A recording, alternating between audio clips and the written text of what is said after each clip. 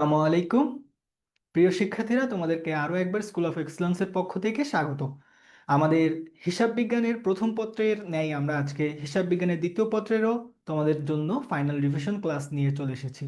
আমি আজকে হিসাব বিজ্ঞান দ্বিতীয় পত্রের প্রথম তিনটি অধ্যায় নিয়ে কথা বলবো, যে তিনটি অধ্যায় তোমাদের পরীক্ষার জন্য খুবই গুরুত্বপূর্ণ। এই অধ্যায়ের যাবতীয় এমসিকিউ, যেগুলো তোমাদের পরীক্ষায় আসার মতো ইম্পর্টেন্ট, সেগুলো নিয়ে আমি আজকে কথা বলবো। প্লাস ক্লাসের শেষে কিছু সিকিউ দিয়ে দিব, যেগুলো তোমরা প্র্যাকটিস করলে মোটামুটি তোমাদের এই যে হিসাব বিজ্ঞান দ্বিতীয় পত্র আছে সেটিতে তোমরা একটা পূর্ণাঙ্গ প্রস্তুতি নিতে পারবে। তো আলহামদুলিল্লাহ, আমরা আমাদের হিসাব বিজ্ঞান প্রথম পত্রের জন্য যে দুটি ক্লাস নিয়েছিলাম, সেই দুটি থেকে বিভিন্ন বোর্ডে সর্বোচ্চ পরিমাণ কমন পেয়েছি স্টুডেন্টরা, সেটা আমরা জেনেছি। তো সেই ধারাবাহিকতায় আজকে আমরা হিসাব বিজ্ঞান দ্বিতীয় পত্রের ফাইনাল রিভিশন ক্লাসটি শুরু করতে যাচ্ছি। তো তোমরা যারা আছো তারা দ্রুত যুক্ত হও, এবং চাইলে তোমার বন্ধুদেরকে মেনশন করতে পারো বা তাদেরকে জানিয়ে দিতে পারো যে স্কুল অফ এক্সেলেন্সের পক্ষ থেকে হিসাব বিজ্ঞান দ্বিতীয় পত্রের উপরে ফাইনাল রিভিশন ক্লাস হচ্ছে।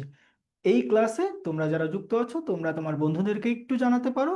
আমরা খুব দ্রুতই আমাদের ক্লাসটি শুরু করব, 2-3 মিনিটের মধ্যেই সবাই যুক্ত হয়ে যাক। আমরা ততক্ষণে আমাদের আপকামিং কোর্স নিয়ে আমরা একটু কথা বলি।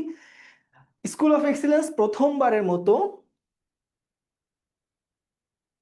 একটি পূর্ণাঙ্গ সি ইউনিটের কোর্স লঞ্চ করতে যাচ্ছে। হ্যাঁ, সবাই যে সময়ের মধ্যে যুক্ত হচ্ছে আমরা ততক্ষণে একটা অ্যানাউন্সমেন্ট দেখে নিই। সেটা হচ্ছে স্কুল অফ এক্সেলেন্স প্রথমবারের মতো সি ইউনিটের এক্সিলেন্ট অনলাইন কোর্স নিয়ে আসতে চলেছে। এই সি ইউনিটের এক্সিলেন্ট অনলাইন কোর্সে বাংলা ইংরেজির পাশাপাশি তোমার গ্রুপের যে সাবজেক্টগুলো আছে, হিসাব বিজ্ঞান, মার্কেটিং, ম্যানেজমেন্ট, ফাইন্যান্স, এই চারটি বিষয়ের পূর্ণাঙ্গ প্রস্তুতি নিতে পারবে। পাশাপাশি তোমরা যারা চট্টগ্রাম কিংবা বিইউপিতে পরীক্ষা দিতে চাও তাদের জন্যও এই একটি কোর্সের মাধ্যমে ম্যাথ এবং আইকিউ সব কিছু এই একটি কোর্সের মাধ্যমেই তোমরা সম্পন্ন করতে পারবে। তো বরাবরের ন্যায় স্কুল অফ এক্সিলেন্স সবসময় এক্সিলেন্সে বিশ্বাস করে, এজন্য তোমরা দেখেছো আগামী আহ, অতীতে আমরা বি ইউনিটের যে সাফল্যটা অর্জন করেছি তারই ধারাবাহিকতায় আমরা প্রথমবারের মতো সি ইউনিট লঞ্চ করতে যাচ্ছি। আমাদের লঞ্চিংটা খুব দ্রুতই হবে। আমরা আপাতত, তোমরা যারা এইচএসসি 25 ব্যাচের বাণিজ্য বিভাগের শিক্ষার্থীরা আছো, তোমাদের এই পরীক্ষাকে সামনে রেখে আমরা কিছু রিভিশন ক্লাস নিচ্ছি। এই রিভিশন ক্লাস শেষ হলেই আমাদের C unit online excellent course, যেটি অ্যাডমিশনের জন্য, সেই কোর্সটি খুব দ্রুতই শুরু হবে। তোমাদের পরীক্ষা শেষ হওয়ার সাথে সাথেই আমরা সেই কোর্সটি শুরু করে দিব। তো আমাদের সি ইউনিটের যে নতুন কোর্সটি আসছে সেই কোর্সের নাম হচ্ছে C unit excellent online course. Okay, তো আমরা হচ্ছে এখনই আমাদের ক্লাসটি শুরু করি। ওকে, তোমরা যারা যুক্ত হয়েছো তারা তো যুক্ত হয়েছো, আলহামদুলিল্লাহ। আহ, চাইলে তোমার বন্ধু বান্ধব যারা আছে তাদেরকে একটু তুমি মেনশন করতে পারো যে স্কুল অফ এক্সেলেন্সের অ্যাকাউন্টিং এর ক্লাসটি শুরু হয়ে গিয়েছে, যাতে তারাও আমাদের সাথে যুক্ত হতে পারে। ওকে, হ্যাঁ, আচ্ছা, আমরা আজকে আমাদের হিসাব বিজ্ঞান দ্বিতীয় পত্রের আমরা আজকে আমাদের হিসাব বিজ্ঞান দ্বিতীয় পত্রের প্রথম রিভিশন ক্লাস যেটি, সেটি শুরু করব এখন। এই রিভিশন ক্লাসে তোমরা প্রথম যে তিনটি চ্যাপ্টার আছে, অর্থাৎ অংশীদারি, অংশীদারি ব্যবসা প্রতিষ্ঠান এর হিসাব রক্ষণ, এরপরে অংশীদারির পরে হচ্ছে তোমরা দেখতে পাবে যে প্রথম আমরা অংশীদারি দেখব, দ্বিতীয় আমরা হচ্ছে যৌথ মূলধনির যে দুইটা পার্ট আছে, যৌথ মূলধনির যে দুইটা পার্ট আছে এই দুইটা পার্ট নিয়ে আমরা কথা বলবো। অর্থাৎ তোমাদের শর্ট সিলেবাসের যে প্রথম তিনটি চ্যাপ্টার আছে সেই তিনটি চ্যাপ্টার সম্পর্কে আমরা আজকে কথা বলবো, কথা বলার চেষ্টা করব। তো তোমরা যারা আছো তারা দ্রুত যুক্ত হও। আহ ওয়ালাইকুম আসসালাম। তুমি হচ্ছে, তোমরা যারা যুক্ত হয়েছো অলরেডি তারা হচ্ছে তোমার বন্ধুদেরকে জানিয়ে দিতে পারো, তোমার বন্ধুরা যাতে এই ক্লাসটিতে যুক্ত হতে পারে। ওকে, আচ্ছা, আহ, আমরা হ্যাঁ, আমরা হচ্ছে এখনই শুরু করব। ঠিক আছে, আজকে আমরা এই যে তিনটি চ্যাপ্টার আছে, এই তিনটি চ্যাপ্টারের গুরুত্বপূর্ণ যে এমসিকিউ গুলো আছে, 50+ এমসিকিউ আমরা আজকে সলভ করাবো। তোমরা জেনেছো যে আমাদের অ্যাকাউন্টিং প্রথম পত্রের আমরা যে ফাইনাল রিভিশন ক্লাস নিয়েছিলাম সেখানে কিন্তু তোমরা সর্বোচ্চ পরিমাণ কমন পেয়েছো। তো আলহামদুলিল্লাহ, আমরা হচ্ছে আজকে আমাদের দ্বিতীয় ক্লাসটি শুরু করতে যাচ্ছি। ওকে, ঠিক আছে। আমরা প্রথম চ্যাপ্টার দিয়েই মানে আমাদের হচ্ছে বইয়ের দ্বিতীয় চ্যাপ্টার, কিন্তু আমাদের সিলেবাসের প্রথম চ্যাপ্টার যেটি সেটি হচ্ছে অংশীদারি ব্যবসা প্রতিষ্ঠান। তো অংশীদারি ব্যবসা প্রতিষ্ঠানের এমসিকিউ দিয়ে আমরা আজকে শুরু করতেছি। তো আমাদের প্রথম প্রশ্নটি আছে, অংশীদারি ব্যবসায়ের বৈশিষ্ট্য হলো। এখন এইটা খুবই একটা কমন প্রশ্ন এবং তোমাদের পরীক্ষায় আসার জন্য খুবই খুবই গুরুত্বপূর্ণ একটা প্রশ্ন বহু নির্বাচনী হিসেবে। তো এখানে আমরা কি দেখছি যে অংশীদারি ব্যবসায়ের বৈশিষ্ট্য হলো, প্রথম বলছে অসীম দায়ী। হ্যাঁ, এখানে একমাত্র হচ্ছে কোম্পানি ব্যবসা যেটা আছে, কোম্পানি ব্যবসায়ের দায় যেটি আছে সেটি হচ্ছে সসীম। ঠিক আছে, কোম্পানি ব্যবসা যেটি আছে সেটির দায় একমাত্র সসীম। কিন্তু এছাড়া যেমন আমাদের আছে এক মালিকানা, আমাদের এক মালিকানা, তারপরে এই যে আমরা বললাম অংশীদারি ব্যবসা প্রতিষ্ঠান, এই ধরনের যে ব্যবসা প্রতিষ্ঠানগুলো আছে এই প্রতিষ্ঠানগুলোর দায় হচ্ছে অসীম। তার মানে এখানে যারা মালিক থাকবে তাদেরকে অবশ্যই সকল দায় বহন করতে হবে। ওকে, ঠিক আছে। এরপরে বলছে চুক্তি। এখন অংশীদারি ব্যবসার ক্ষেত্রে কিন্তু একাধিক ব্যক্তি যুক্ত থাকে, একাধিক ব্যক্তি যুক্ত থাকবে, তারা সকলে মিলে একটা ব্যবসা প্রতিষ্ঠান গড়ে তুলবে। এখন প্রতিষ্ঠানে যদি একজন ব্যক্তি থাকে তাহলে সমস্যা নেই, কিন্তু অংশীদারি ব্যবসায় যেহেতু অনেকজন ব্যক্তি থাকবে তাই তাদের মধ্যে ঝামেলা হওয়ার সম্ভাবনা থাকে। এজন্য অংশীদারি ব্যবসা করার সময় অবশ্যই চুক্তি করতে হবে যে কে কোন অনুপাতে মুনাফা পাবে, কে কোন অনুপাতে লভ্যাংশ পাবে, কে কোন অনুপাতে মূলধন বিনিয়োগ করবে, কে প্রতিষ্ঠানে কাজ করবে, কে কাজ করবে না। এই রিলেটেড ইস্যুগুলো চুক্তিতে বলা থাকে। সে চুক্তিটা মৌখিকও হতে পারে, লিখিতও হতে পারে। ওকে, এখন আমরা যদি হচ্ছে 3 নম্বর অপশনে যাই, সেখানে বলছে একের অধিক সদস্য। অবশ্যই এটিও হবে, কারণ আমি একটু আগেই বলেছি যে অংশীদারি ব্যবসা প্রতিষ্ঠান কখনো একজন ব্যক্তি দিয়ে গঠিত হতে পারে না।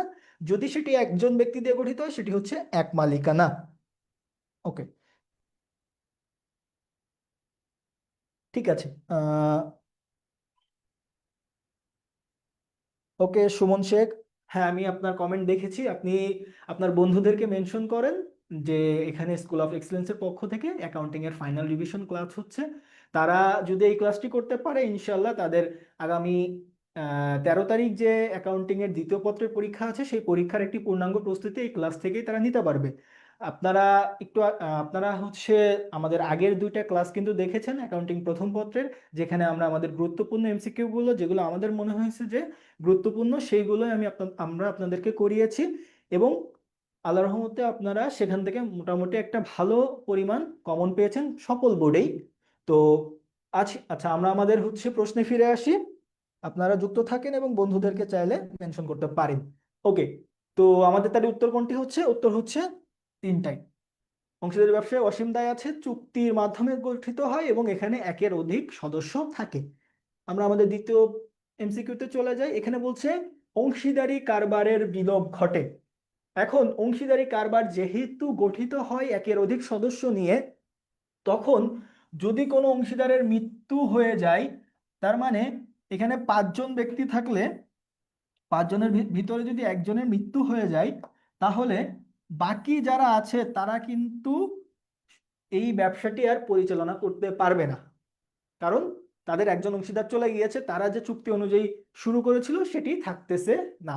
এখন দ্বিতীয় আমাদের অপশন কি বলছে? দ্বিতীয় অপশন বলছে আহ কোনো অংশীদার দেউলিয়া হইলে। হ্যাঁ, এখন যেহেতু অংশীদারি প্রতিষ্ঠানের দায় অসীম, তাই কোনো একটা কোনো একটা অংশীদার যদি দেউলিয়া হয় তাহলে তার যে দায়টি, এই প্রতিষ্ঠানটি অসীম দায় সম্পন্ন হওয়ার কারণে ওই যে দেউলিয়া প্রাপ্ত ব্যক্তি আছে তার দায়টা প্রতিষ্ঠানের ওপরেও চলে আসে, যার কারণে এই কোন অংশীদার দেউলিয়া হলে অংশীদারি ব্যবসায়ের বিলোপ ঘটবে। ওকে, 3 নম্বর অপশন যেটি আমাদের আছে সেটি হচ্ছে কোনো অংশীদার পাগল হলে। হ্যাঁ, অবশ্যই কোনো অংশীদার যদি পাগল হয়ে যায়, তার মানসিক ভারসাম্য যদি নষ্ট হয়ে যায়, তাহলে তার ব্যবসা পরিচালনার ক্ষমতা আর থাকবে না এবং সে তার ব্যবসাটি পরিচালনা করতে ব্যর্থ হবে। তো আমাদের এখানেও আমাদের 3টি উত্তরই হবে। এই প্রথম যে দুইটি আমরা দেখলাম এমসিকিউ বহু নির্বাচনী, এই দুইটা আসার সমূহ সম্ভাবনা রয়েছে। তো আমাদের অ্যান্সার হচ্ছে 3টা। ওকে, এরপরে আমরা আসি আমাদের পরের প্রশ্নে। পরের প্রশ্নে বলছে অংশীদারি ব্যবসায় কোন ধরনের ব্যবসার অনুরূপ। আমি একটু আগে আমাদের প্রথম এমসিকিউ যখন সলভ করেছি আমরা তখন দেখিয়েছি যে এই যে এক মালিকানা এবং অংশীদারি প্রতিষ্ঠানের দায় হচ্ছে অসীম। তো এই দুইটা প্রতিষ্ঠানের দায় একটা বৈশিষ্ট্যের দিক থেকে এই দুইটা প্রতিষ্ঠান কিন্তু একই রকম বিহেভ করতেছে, সেটা কি? এই দুইটা প্রতিষ্ঠানের দায় অসীম।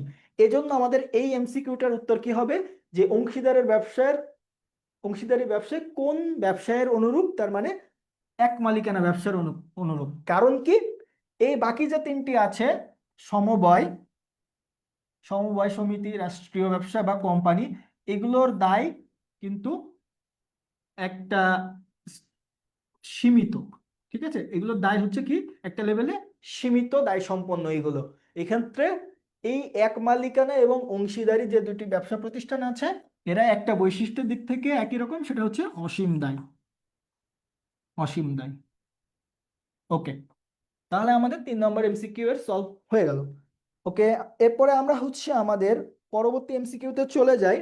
সেখানে বলছে কি, সেখানে বলছে যে সাধারণ অংশীদারি ব্যবসায়ে সর্বোচ্চ সদস্য সংখ্যা কত? তো এই প্রশ্নটা প্রতি বছরই আসে, প্রতি বোর্ডে মানে প্রতি বছরই আসে এবং অধিকাংশ বোর্ডে এই প্রশ্নটি আসে, যেহেতু আমাদের অধ্যায়ের নামই হচ্ছে অংশীদারি ব্যবসা। তো অংশীদারি ব্যবসাটা আসলে কিভাবে গঠিত হয় এটা নিয়ে প্রশ্ন অবশ্যই থাকবে।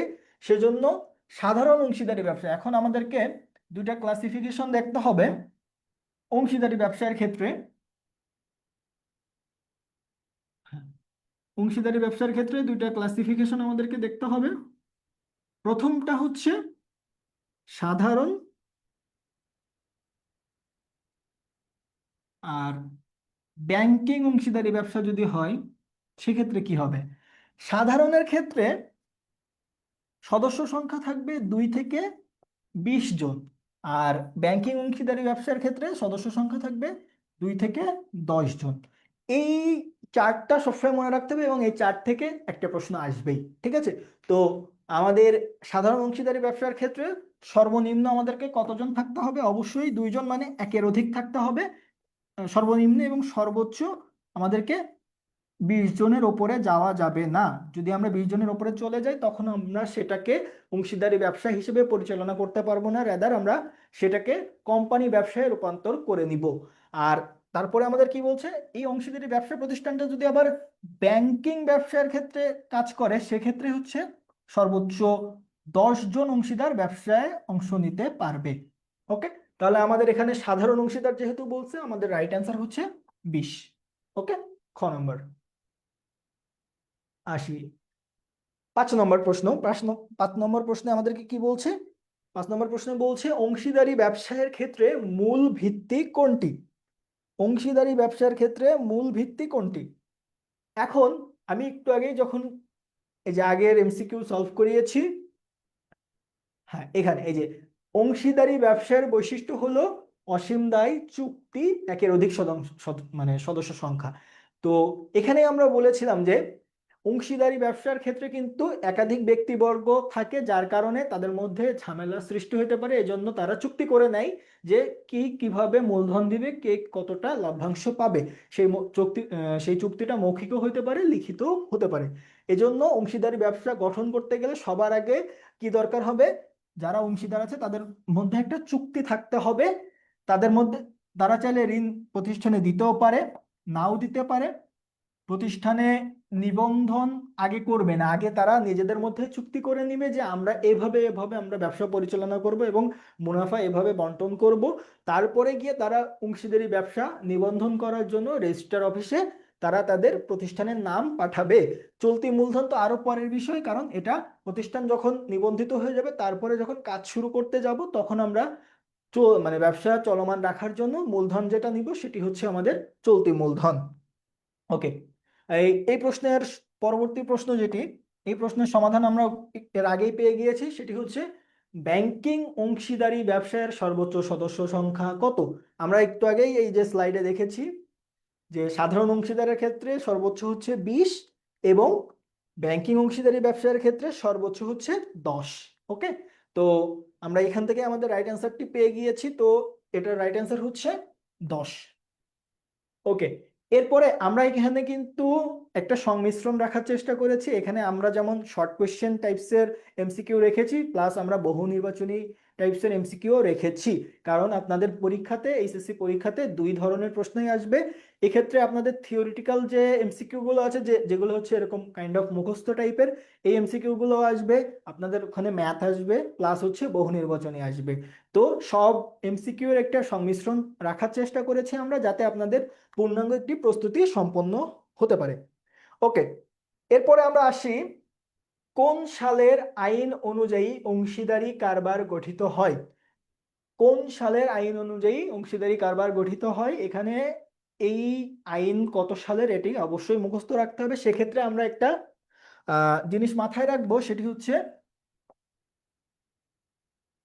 অংশীদারি যেটা, এই অংশীদারি সম্পর্কে হচ্ছে আইন এসেছে আগে, তার মানে অংশীদারি হচ্ছে 1932 সালের, কিন্তু কোম্পানি আইন যেটা সেটি পরবর্তীতে সংশোধিত হয়েছে, যার কারণে কোম্পানি আইনটা 1994 সালের। ঠিক আছে, তো আমরা এই দুইটা জিনিস একটু মনে রাখবো যে অংশীদারি ব্যবসার আইন কোনটা, 1932-এ যে আইনটি আছে সেই অনুযায়ী চলতেছে এখনো পর্যন্ত অংশীদারি ব্যবসাগুলো, কোনো চেঞ্জ আসে নাই। কিন্তু কোম্পানির যে আইন আগে ছিল সেটি পরবর্তীতে পরিবর্তন হয়ে 1994 সালে পুনরায় সংশোধন হয়েছে, যার কারণে আমরা এখন বর্তমানে কোম্পানির জন্য যে আইনটি ব্যবহার করি সেটি হচ্ছে 1994 সালের আইন। ওকে, তাহলে আমাদের এখানে রাইট অ্যান্সার কোনটি, 1932।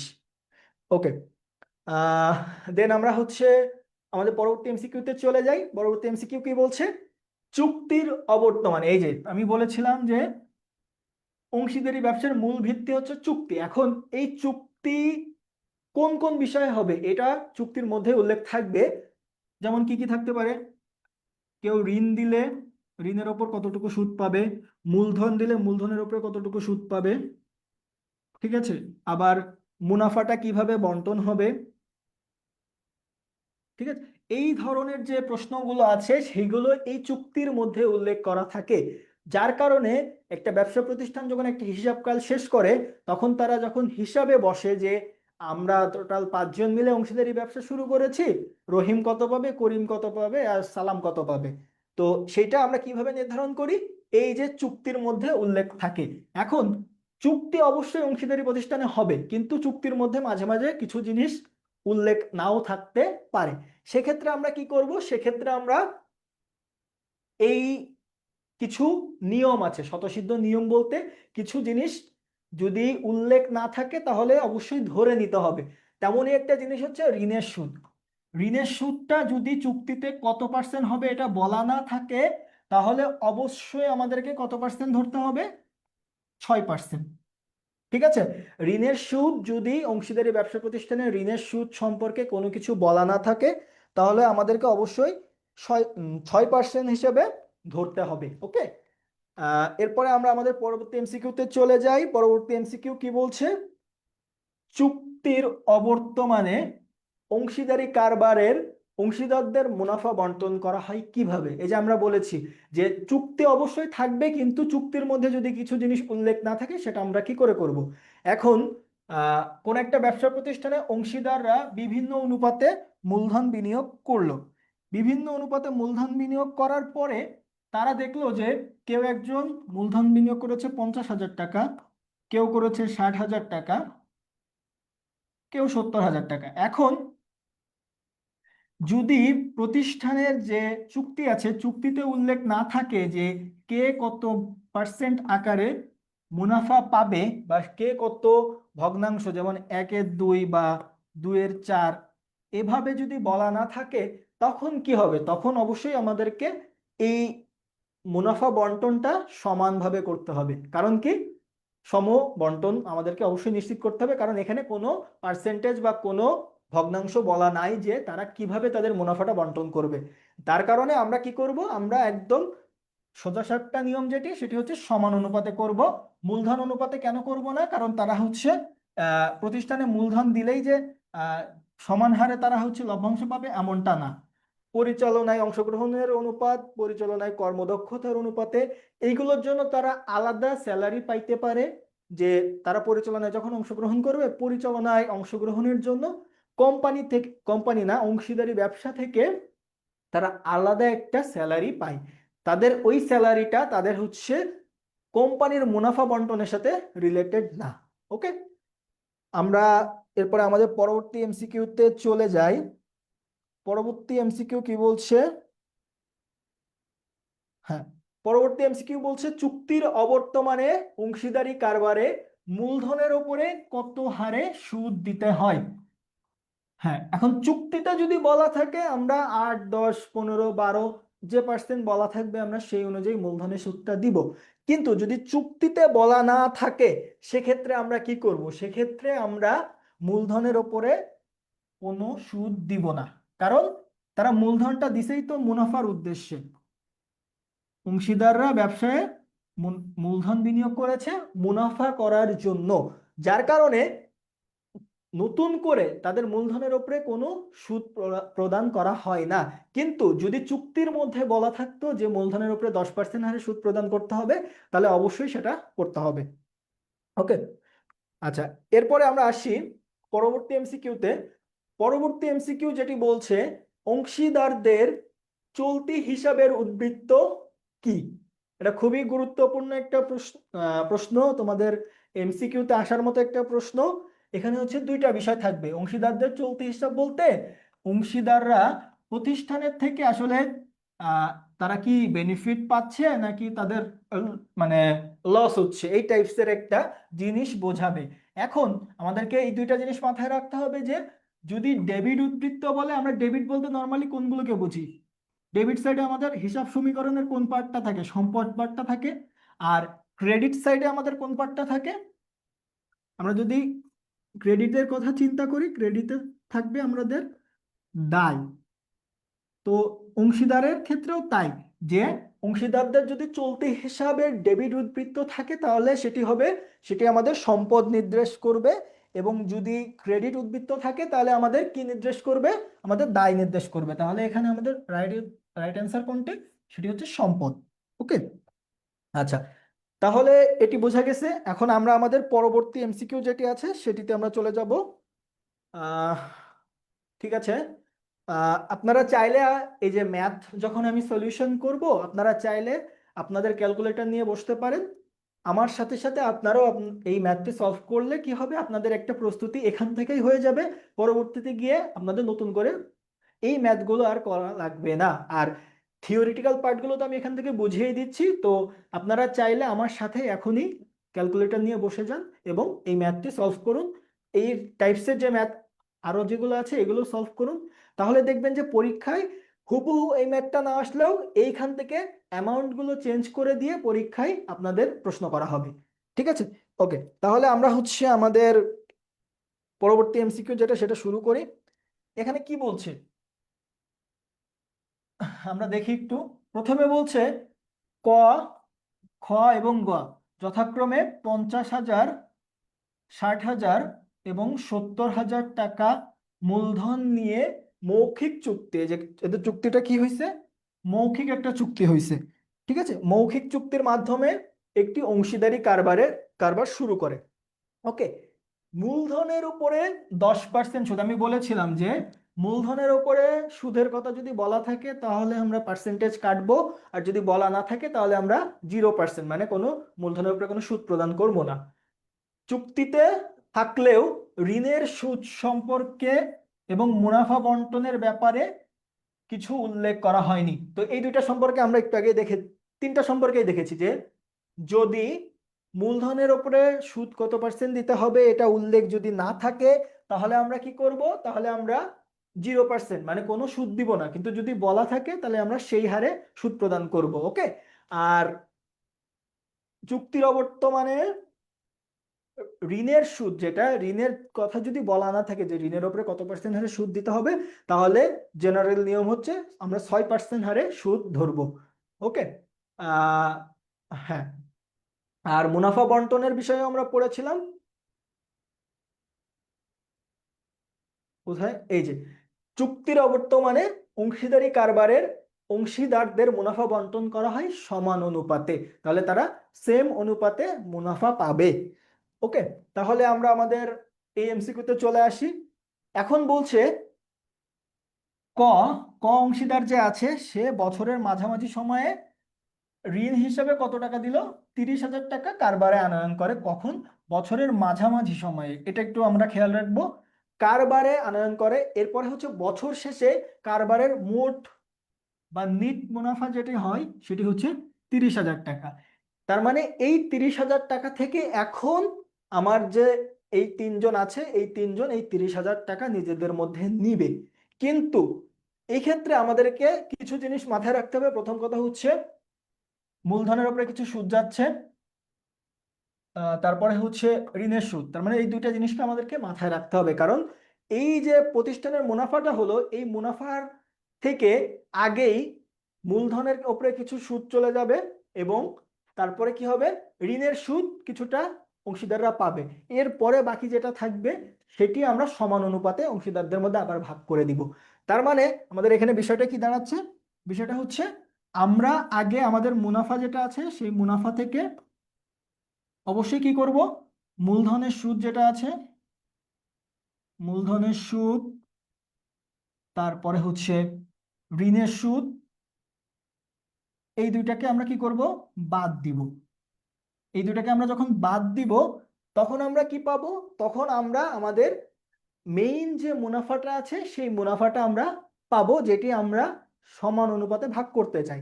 তো তাহলে যেহেতু এখানে মুনাফা বন্টনের বিষয়ে কোনো ভগ্নাংশ বলা নাই, আমরা সমান অনুপাতে ভাগ করব, তাহলে এখানে আছে তিনজন, এই জন্য আমরা 1/3 দিয়ে ডিভাইড করব। যখন আমাদের মেইন যে মুনাফা এই 30,000, 30,000 থেকে আমরা মূলধনের সুদটাকে বাদ দিব, মূলধনের সুদ বাদ দিয়ে এরপরে হচ্ছে আমাদের ঋণ যেটা নিছি ঋণের সুদটা বাদ দিব, দেওয়ার পরে আমাদের একদম কনক্রিট মুনাফাটা থাকবে। সেই মুনাফাকে আমরা যখন 3 ভাগে ভাগ করব তখন আমরা আমাদের যে প্রদত্ত তখন আমরা আমাদের কি পাবো, আমরা এই যে তিনজন অংশীদার তারা এক একজন কত টাকা করে পাবে। তো আমাদের এখানের প্রশ্নটা আমরা একটু দেখি। এখানে বলছে যে ক প্রদত্ত ঋণের সুদের পরিমাণ কত। এখন এখানে কিন্তু আমাদের বলা আছে যে ঋণের সুদ এবং মুনাফা বন্টন সম্পর্কে কোনো কিছু উল্লেখ করা হয়নি। তার মানে আমরা একটু আগেই আরেকটা এমসিকিউতে দেখেছি যে ঋণের সুদ সম্পর্কে যদি কিছু উল্লেখ করা না থাকে আমরা কত পার্সেন্ট হারে ধরবো, 6%। ঠিক আছে, তো 6% হারে যদি মুনাফা ধরি, সরি মুনাফা না, ঋণের সুদ ধরি, তাহলে আমাদের কি হবে, আমরা একটু এই সাইডে দেখি যে আমাদের ঋণ কত আছে, ঋণ দিয়েছে বছরের মাঝামাঝি সময়ে 30,000 টাকা। তাহলে 30,000 টাকা যদি আমাদের ঋণ প্রদান করা হয়, এটার উপরে আমি বলেছি যে কিছু বলা না থাকে ঋণের উপরে সুদ কত, 6%। তাহলে 6% যদি আমরা ইন্টারেস্ট কাটি তাহলে হচ্ছে কত হবে আমাদের, 318। ওকে, 1,800 টাকা। কিন্তু এখানে আরেকটা জিনিস বলা ছিল, সেটি হচ্ছে বছরের মাঝামাঝি সময়ে, বছরের মাঝামাঝি সময়। তাহলে বছরের মাঝামাঝি সময় মানে কি, 1/2। বছরের মাঝামাঝি মানে কি, পুরো বছরকে আমরা 2 ভাগে ভাগ করব। তাহলে এই 1,800টা হচ্ছে পুরো বছরের জন্য। এটাকে যখন আমরা 2 দিয়ে ভাগ করব তখন আমরা কি পাবো, 1/2 দিয়ে যখন ভাগ করব তখন আমরা এই যে আসলে আলটিমেটলি ঋণের সুদ কত হবে সেটি আমরা পেয়ে যাব, সেটি হচ্ছে কত, 900 টাকা। ওকে, এটাই আমাদের অ্যান্সার। তাহলে আমরা কি পাইলাম, ঋণের সুদ কত হবে, 900 টাকা। এই 900 টাকা কে পাচ্ছে, ক। ওকে, ঠিক আছে। আচ্ছা, আমাদের সেই সেম উদ্দীপক এখানে আছে, কিন্তু এখানে এবার প্রশ্নটি ভিন্ন। প্রশ্নটি কি বলছে? গ এর মুনাফার পরিমাণ কত, গ কত টাকা মুনাফা পাবে।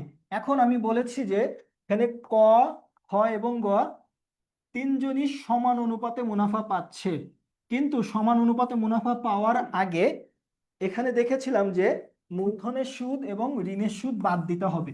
এখন আমরা এখানে তো ঋণের সুদটা বের করে ফেলেছি 900 টাকা, কিন্তু আমরা মূলধনের সুদটা এখনো বের করতে পারিনি। তাহলে মূলধনের সুদটা আগে আমরা বের করব। এখন আমাদের মূলধন কত ছিল? 50,000। 50,000 যোগ 60,000 যোগ 70,000, তিনজনের এই যে আমাদের মূলধনগুলো ছিল, এই তিনজনের মূলধনকে আমরা কি করব? যোগ করব। কত আসবে? 1,10,000 আর 70, 1,80,000 টাকা। এই 1,80,000 টাকার উপরে আমরা কি বলেছি? মূলধনের উপরে 10% হারে সুদ ধার্য করতে হবে। তাহলে 10% যদি সুদ ধার্য করি তাহলে কত আসতেছে আমাদের? হ্যাঁ, 18,000 টাকা। ঠিক আছে, 10% যদি সুদ ধার্য করি তাহলে আমাদের কত আসছে? 18,000 টাকা। এখন ম্যাথ কিন্তু এখানে শেষ না। এরপরে আমরা কি করব? আমরা আমাদের আগের সূত্রে যাই। মুনাফা ছিল, মুনাফা থেকে এখন আমরা কি বের করে ফেললাম? মূলধনের সুদটা বের করে ফেললাম। কত সেটা? সেটা হচ্ছে 18,000 টাকা। তাহলে আমাদের মুনাফা ছিল কত? 30,000। সেই 30,000 থেকে আমরা কি করব এখন? 30,000 থেকে এই সেই 30,000, এখান থেকে আমরা এই যে এখান থেকে কি পাইলাম? এই মূলধনের সুদ পাইলাম কত? 18,000 টাকা। 18,000 টাকা বাদ দিব। এরপরে হচ্ছে ঋণের সুদ কত পেয়েছি? 900 টাকা। 900 টাকা, তাহলে এটা আমরা বাদ দিব। তাহলে আমাদের 30,000 থেকে 18 বাদ দিলে কত? 12,000। 12,000 থেকে 900 বাদ দিলে কত হয়? 12,000 থেকে 11,100। একে যদি আমরা 3 দিয়ে ডিভাইড করি, আমরা যদি দেখি ক্যালকুলেটরে, তাহলে হচ্ছে 30,000 বিয়োগ 18,000 বিয়োগ 900 ভাগ 3, 3,700। 3,000 কত? 700। এই যে আমাদের রাইট অ্যান্সার এখানে আছে 3,700। তার মানে আমরা কি দেখেছি যে আমাদের এই যে মুনাফাটা ছিল, এই মুনাফাটা থেকে আমরা আমরা যে মূলধনের সুদটা বের করলাম 18,000, সেটিকে আমরা বাদ দিয়েছি। এরপরে আমাদের ঋণের সুদ যেটি ছিল সেটিও বাদ দিয়েছি। বাদ দেওয়ার পরে আমরা কি করেছি? যেহেতু এখানে কিছু বলা নেই, মুনাফা বন্টনের ব্যাপারে কিছু বলা হয় নাই, এই জন্য সমান অনুপাতে তারা মুনাফা পাবে। যার কারণে আমরা এটাকে 3 দিয়ে ভাগ করেছি। 3 দিয়ে ভাগ করার পরে আমরা অ্যান্সার কত পাচ্ছি? 3,700 আমাদের এক একজন অংশীদার পাবে। তার মানে তিনজনই সেম অনুপাতে যেহেতু পাবে, তাহলে ক পাবে 3,700, খও পাবে 3,700, গও পাবে 3,700। ওকে, তাহলে আমাদের এই এমসিকিউটা সম্পূর্ণ হয়ে গেল। এই ধরনের এমসিকিউ কিন্তু তোমাদের পরীক্ষার জন্য খুবই গুরুত্বপূর্ণ, এবং ম্যাথ টাইপের যে এমসিকিউ গুলো আসবে সেগুলো ঠিক এইভাবেই আসবে, হয়তো এখানে অ্যামাউন্টটা চেঞ্জ করে দিবে। ঠিক আছে, ওকে, ঠিক আছে। আহ আচ্ছা, আমরা আমাদের পরের এমসিকিউতে চলে যাই। পরের এমসিকিউতে কি বলছে? একটি অংশীদারি কারবারে কয়জন অংশীদার আছে? 3 জন, এ, বি এবং সি। এই যে 3 জন অংশীদার আছে, তারা 3 জন মিলে একটা অংশীদারি ব্যবসা প্রতিষ্ঠান গঠন করেছে। এবার এক্ষেত্রে তাদের মুনাফা বন্টনের অনুপাতটা বলে দিয়েছে 3-2-1। তার মানে ক পাচ্ছে কত? এ পাচ্ছে 3, বি পাচ্ছে 2, আর সি পাচ্ছে 1। ঠিক আছে, এই অনুপাতে তারা মুনাফা বন্টন করবে। এখন বন্টনযোগ্য মুনাফা, এই যে একটু আগে আমরা দেখেছিলাম যে 30,000 টাকা যেটা হয়েছিল, এটা পুরোটা বন্টনযোগ্য ছিল না। এর থেকে আমরা কি করেছিলাম? মূলধনের সুদ, ঋণের সুদ বাদ দেওয়ার পরে আমাদের বন্টনযোগ্য মুনাফা যেটা ছিল সেটা হচ্ছে 11,100। সেইটাকে, এইটা ছিল আমাদের কত? 11,100। এই 11,100টা ছিল আমাদের বন্টনযোগ্য মুনাফা, যেটাকে আমরা সমান অনুপাতে ভাগ করেছি। কিন্তু এইখানে আমাদের এই এমসিকিউতে এখন ডিরেক্ট বন্টনযোগ্য মুনাফা উল্লেখ করে দেওয়া আছে। এখানে আমাদের ডিরেক্ট বন্টনযোগ্য মুনাফা কত বলছে? 90,000 টাকা। তার মানে এখান থেকে অলরেডি মূলধনের সুদ বা ঋণের সুদ যদি বাদ দেওয়ার থাকে সেটা দেওয়া হয়ে গেছে। এইটা পুরোটাই আমরা এখন বন্টন করে দিতে পারবো। তো বন্টনের অনুপাত কি কি আছে? 3:2:1। তাহলে আমরা এক্ষেত্রে কি করতে পারি, আমরা এক্ষেত্রে করব হচ্ছে লসাগু, 3 2 1 লসাগু যদি করি কত আসবে, 1 3 2 1, 3 2 কোনো 6, তার মানে আমাদের লসাগু কত আসছে 6। এই 6কে কি করব এখন আমরা প্রত্যেকটার জন্য, যদি এবার আমরা হচ্ছে ক এর জন্য আসি বা এ এর জন্য যদি আসি, তাহলে এ কতটুকু পাবে, আমরা টোটাল কত পেয়েছি 6, এ পাচ্ছে তাহলে নিচে থাকবে 6, আর এ এর এখানে কত লেখা ছিল 3, তাহলে এ পাচ্ছে হচ্ছে 6/3। প্রথমে আমাদের বন্টনযোগ্য মুনাফাকে আমরা 6 ভাগ করব, তারপরে 3 দিয়ে গুণ করলে এ কত পাবে সেটা আমরা পেয়ে যাব। সেম ভাবে 2 বি এর জন্য, বি এর জন্য অনুপাত হচ্ছে 2, তাহলে আমরা এখানে 3 এর বদলে দিব কত, তখন 2 দিব, নিচে থাকবে 6, তখন আমরা কি করব 90,000কে 6 দিয়ে ভাগ করে 2 দিয়ে গুণ করব। আর সি এর জন্য কত আছে 1, তাহলে আমরা সি এর জন্য কত দিব 1, তাহলে নিচে আমরা 6 দিয়ে ভাগ করব, উপরে 1 দিয়ে গুণ করব। তো এখানে আমাদের 90,000 যেটি ছিল, 90,000কে যদি আমরা 6 দিয়ে ভাগ করি তাহলে আমাদের আসবে 15,000, এটাকে আমরা যদি 1 দিয়ে গুণ করি তাহলে উত্তর কত আসবে, 15,000ই আসবে। ওকে, আমরা যদি একটু ক্যালকুলেটরে দেখে নিই। ওকে, কনফার্ম হওয়ার জন্য আমরা, আপনারা চাইলে আপনারাও এই ক্যালকুলেশনটা ক্যালকুলেটরে করে নিতে পারবেন। 90,000 ভাগ 6, ওকে 15,000, ঠিক আছে। তো এখানে আমরা এভাবে আমাদের মুনাফাটা বন্টন করে দিলাম, যার কারণে সি, এখানে সি যে ব্যক্তিটি ছিল, সি কত টাকা মুনাফা পাচ্ছে, তাহলে 15,000 টাকা মুনাফা পাচ্ছে। ওকে, ঠিক আছে। এরপরে আমরা আমাদের পরবর্তী এমসিকিউতে চলে যাই। পরবর্তী এমসিকিউ আমাদের কি বলছে, একটি অংশীদারি কারবারের বন্টনযোগ্য মুনাফা 90,000 টাকা। এই যে এখানেও বন্টনযোগ্য বলছে, এবার অনুপাতগুলো একটু চেঞ্জ করে দিয়েছে। এর আগে ইস্টু ইস্টু আকারে ছিল, এবার ইস্টু আকারে না দিয়ে তারা ভগ্নাংশ আকারে দিয়েছে, 1/2, 1/3 এবং 1/6। এটাকে আমরা দুইভাবে সলিউশন করতে পারি, সেটা হচ্ছে ডিরেক্ট যে ভগ্নাংশগুলো আছে সেভাবে আমরা ইউজ করতে পারি।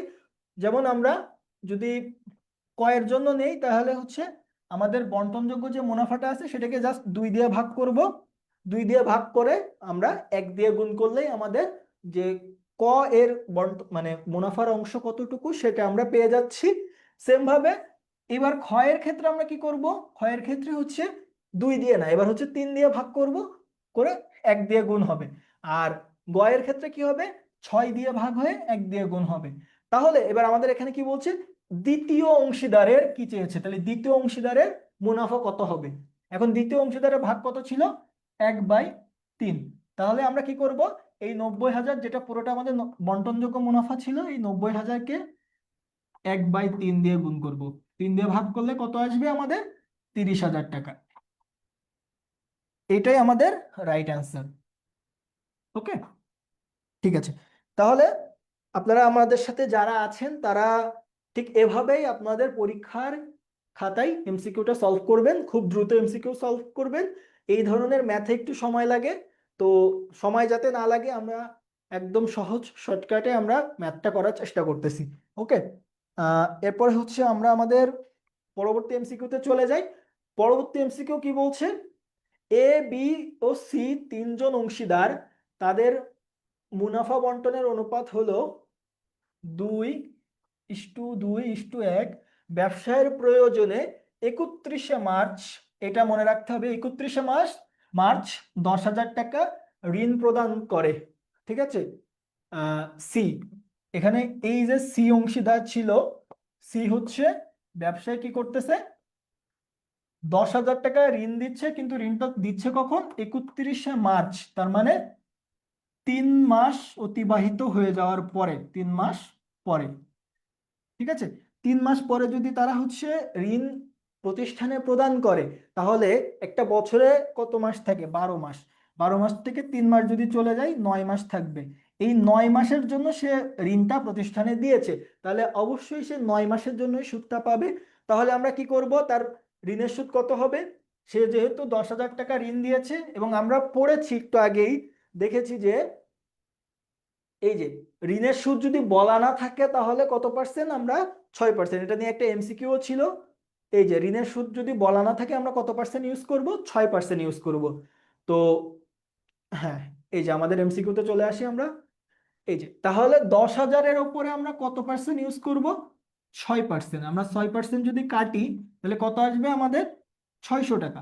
এই 600 টাকাটা কিন্তু টোটাল 12 মাসের জন্য। 600 টাকাটা 12 মাসের জন্য, কিন্তু প্রতিষ্ঠানে ঋণ কিন্তু সে দিয়েছে 3 মাস পরে। তাহলে আমরা কি 12 মাসের সুদ কাটলে তখন হবে না, আমাদের তখন কি করতে হবে?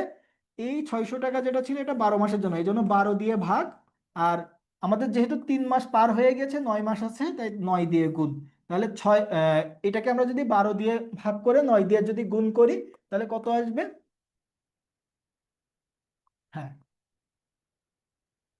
টোটাল আমাদের 450 টাকা আসবে। ঠিক আছে, এই 12 দিয়ে 600-কে ভাগ করব, তারপরে সেটাকে কি করব?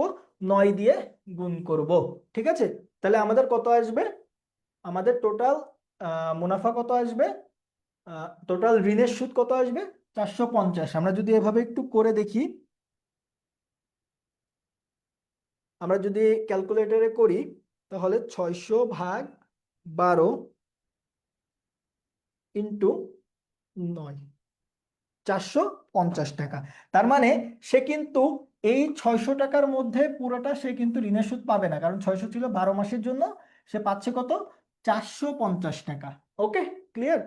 আচ্ছা, এরপরে আমরা আমাদের পরবর্তী এমসিকিউতে চলে যাই। এখন আমরা কিন্তু আর অংশীদারির মধ্যে নাই, অংশীদারি মোটামুটি আমাদের শেষ হয়ে গিয়েছে। শেষের দিকে আমরা আরো একটা এমসিকিউ অংশীদারে দেখাবো, যেটা একটু বেশি ইম্পর্টেন্ট, এই জন্য শেষে রেখেছি। এখন আমরা কোম্পানি ব্যবসার মধ্যে চলে যাচ্ছি। তো যাওয়ার আগে এখানে প্রশ্নটা আপনারা দেখেন এবং আমি দেখি যে আপনাদের কোনো প্রশ্ন আছে কিনা।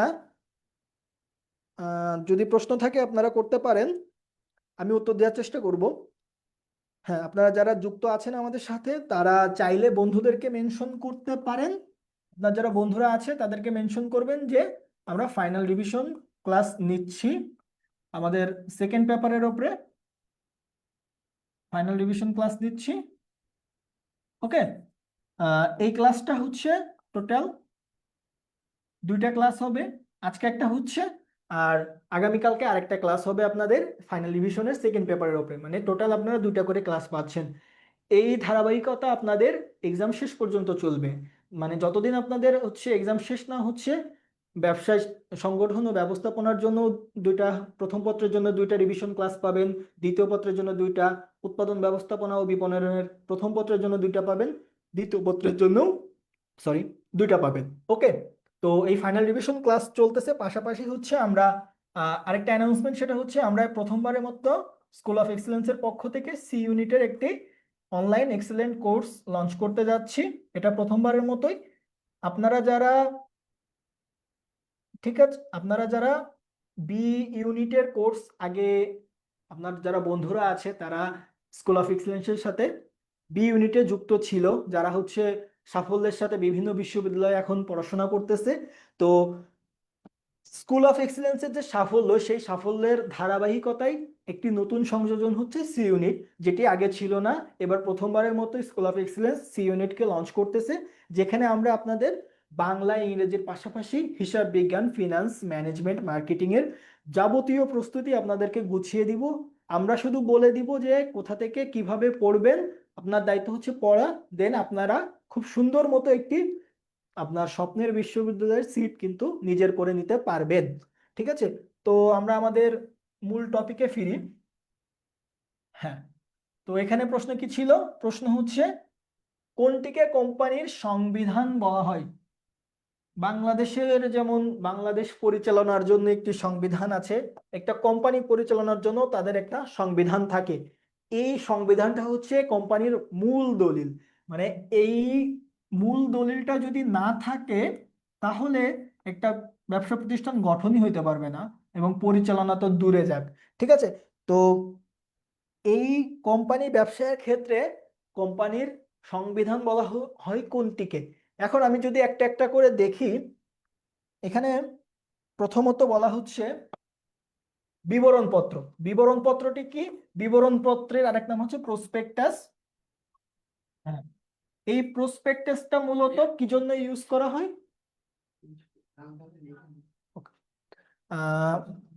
প্রসপেক্টাসটা মূলত কি জন্য ইউজ করা হয়? প্রসপেক্টাসটা মূলত আপনি যখন একটা কোম্পানি গঠন করে ফেলেছেন, আপনার কোম্পানিটা পাবলিক লিমিটেড কোম্পানি যদি হয় তাহলে আপনি অবশ্যই কি ইস্যু করবেন? শেয়ার ইস্যু করবেন প্রতিষ্ঠানের জন্য, শেয়ার ইস্যু করবেন। এই শেয়ার ইস্যু যে করবেন, শেয়ার সম্পর্কে বা আপনার কোম্পানি সম্পর্কে আপনি কোথায় বিস্তারিত লিখবেন সেটা লেখা থাকবে এই বিবরণপত্র বা প্রসপেক্টাসের মধ্যে। ঠিক আছে, এইটা আপনি কোনো একটা নিউজ চ্যানেল, খবরের কাগজ বা বড় কোনো জায়গায় আপনি অ্যানাউন্স করতে পারবেন এবং তখন আপনি আপনার শেয়ারগুলো বিক্রি করতে পারবেন, এটা সেজন্য। আর কার্যারম্ভের অনুমতিপত্রটা কি, আপনি আপনার মেইন যে দলিলগুলো সেগুলো আপনার সাবমিট করা শেষ, আপনি কোম্পানি হিসেবে রেজিস্টারও হয়ে গেছেন, আপনার কোম্পানির একটা নাম আছে। এখন পাবলিক লিমিটেড কোম্পানির ক্ষেত্রে কার্য শুরু করার জন্য আলাদা একটা দলিল নিতে হয়, সেটা এই কার্যারম্ভের অনুমতিপত্র, যেটি প্রাইভেট কোম্পানি যেটি আছে তাদের জন্য এটি নিতে হয় না। যাই হোক, পরিমেল নিয়মাবলী, এই যে এবার এটাতে আসি, এটা প্রতিষ্ঠানের কোম্পানির অভ্যন্তরীণ পরিচালনা কেমনে চলবে, অভ্যন্তরীণ পরিচালনা কেমনে চলবে সেইটা সম্পর্কে পরিমেল নিয়মাবলীতে বলা থাকে। তাহলে বাকি থাকে কি আমাদের স্মারকলিপি। এই স্মারকলিপিটাই কোম্পানির সংবিধান বা মূল জিনিস, যেখানে 6টি ধারা থাকে, নামধারা, উদ্দেশ্য ধারা, এই ধরনের যে ধারাগুলো আছে সেগুলো এখানে থাকবে। ওকে, আচ্ছা, এরপরে আমরা কি করব, আমরা আমাদের পরবর্তী এমসিকিউতে চলে যাই। সেটি বর্তমানে কত সালের কোম্পানি আইন প্রচলিত আছে। এটা আমরা আমাদের ক্লাসের শুরুতেই যখন অংশীদারি আইন পড়েছি তখন আমরা বলেছি যে অংশীদারদের জন্য 1932 সালের, আর কোম্পানি সংগঠনের জন্য আইন কত সালের, 1994 সালের। ঠিক আছে, এটা কাইন্ড অফ মুখস্থ। পাবলিক লিমিটেড কোম্পানির সর্বনিম্ন সদস্য সংখ্যা কত? আচ্ছা, আমরা এক এক করে দেখি। এই টাইপসের এমসিকিউ গুলো অনেক সহজ, কিন্তু সবাই খুব ভুল করে এবং পরীক্ষাতে আসেও বেশি। এক মালিকানার ক্ষেত্রে মালিক কয়জন? একজন। অংশীদারির ক্ষেত্রে, অংশীদারি এক্ষেত্রে আমরা দুইটা বিষয় দেখেছিলাম, যদি সাধারণ হয় তাহলে 2 থেকে 20 জন, যদি ব্যাংকিং হয় 2 থেকে 10 জন। এরপরে আমরা দেখি কোম্পানি, এই যে যেটা আমাদের এখন আমরা দেখব সেটা কোম্পানি। কোম্পানির ক্ষেত্রে সর্বনিম্ন 7 এবং সর্বোচ্চ শেয়ার সংখ্যা দ্বারা সীমাবদ্ধ। আপনার যতগুলো শেয়ার সংখ্যা থাকবে ততগুলো দ্বারা সীমাবদ্ধ। ঠিক আছে, এখন আমরা কি বলছি, পাবলিক লিমিটেড কোম্পানির, অবশ্যই এখানে বলছে পাবলিক লিমিটেড, প্রাইভেট হইলে কিন্তু আমার হবে না। পাবলিক লিমিটেড কোম্পানির ক্ষেত্রে বলছি সর্বনিম্ন সদস্য সংখ্যা কত, তো আমরা এখানে দেখছি যে সর্বনিম্ন 7 এবং সর্বোচ্চ আপনার যতগুলো শেয়ার থাকবে সেই অনুযায়ী নির্ধারিত হবে। তাহলে আমাদের এই প্রশ্নের উত্তর কোনটি? 7 জন। ওকে, আচ্ছা, এরপরে আমাদের পরবর্তী এমসিকিউ আমরা দেখি। বলছে কোম্পানি গঠনের ধাপ কোনটি কোনটি। এখন কোম্পানি গঠন কখন হয়? কোন একটা কোম্পানি প্রথমবারের মতো বাজারে আসছে, এখনো তারা তাদের কোম্পানির যে কার্যক্রম সেটি এখনো শুরু করে নাই। অর্থাৎ তারা যদি বিস্কুট ফ্যাক্টরি দেয়, তারা এখনো বিস্কুট তৈরির কাজ করে নাই, তার আগে তারা কি করবে, আগে কোম্পানিটাকে গঠন করে নিবে। এই কোম্পানি গঠনের ক্ষেত্রে কোন কোন জিনিসগুলো বা কোন ধাপগুলো তাদেরকে অতিক্রম করতে হয়। এখানে প্রথমে বলা আছে উৎপাদন। এখন কোম্পানি গঠন যদি আগে না হয় তাহলে তো উৎপাদন করা সম্ভব না, তাহলে আগে কোম্পানিকে গঠন করতে হবে তারপরে উৎপাদন করতে হবে, এই জন্য এটি আগে অপশন থেকে বাদ। ওকে, এরপরেরটা দেখি, বলছে দলিল পত্রাদি তৈরি এবং নিবন্ধনকরণ। অবশ্যই কোম্পানি ব্যবসা যেটি আছে এই কোম্পানি ব্যবসাকে অবশ্যই অবশ্যই নিবন্ধন করতে হবে। এক মালিকানা বা অংশীদারি ব্যবসায়ের ক্ষেত্রে এটি বাধ্যতামূলক না হলেও কোম্পানি ব্যবসায়ের ক্ষেত্রে অবশ্যই অবশ্যই নিবন্ধন করতে হবে, যার কারণে আপনাদেরকে আপনার প্রতিষ্ঠানের যাবতীয় যে দলিলপত্র আছে সেগুলোকে অবশ্যই প্রেরণ করতে হবে যে নিবন্ধক আছে তার কাছে, তারপরে সে আপনার কোম্পানির সবকিছু দেখে আপনার প্রতিষ্ঠানকে নিবন্ধিত হিসেবে ঘোষণা করবে। এরপরে কার্যারম্ভের অনুমতিপত্র সংগ্রহ, আমি একটু আগে বলেছি যে পাবলিক লিমিটেড কোম্পানি যদি হয় তাদেরকে অবশ্যই কার্যারম্ভের অনুমতিপত্র সংগ্রহ করতে হবে তাদের কাজ শুরু করার আগে, যার কারণে আমাদের এটি এবং এটি দুইটি আমাদের রাইট অ্যান্সার। তাহলে আমাদের এখানে উত্তর 2 ও 3। ওকে, আচ্ছা, এরপরে আমরা আমাদের পরবর্তী প্রশ্নে চলে যাই। বলছে যৌথ মূলধনী কোম্পানি কি করে? শেয়ার বিক্রির মাধ্যমে মূলধন সংগ্রহ করে। আমি একটু আগে দেখেছি যে যৌথ মূলধনী কোম্পানির টোটাল যে মূলধনটি আছে সেটি ছোট ছোট ছোট ছোট শেয়ারে বিভক্ত হয় সমান। এটা 2 টাকা হলে এটাও 2, এটাও 2, এটাও 2 টাকা করে।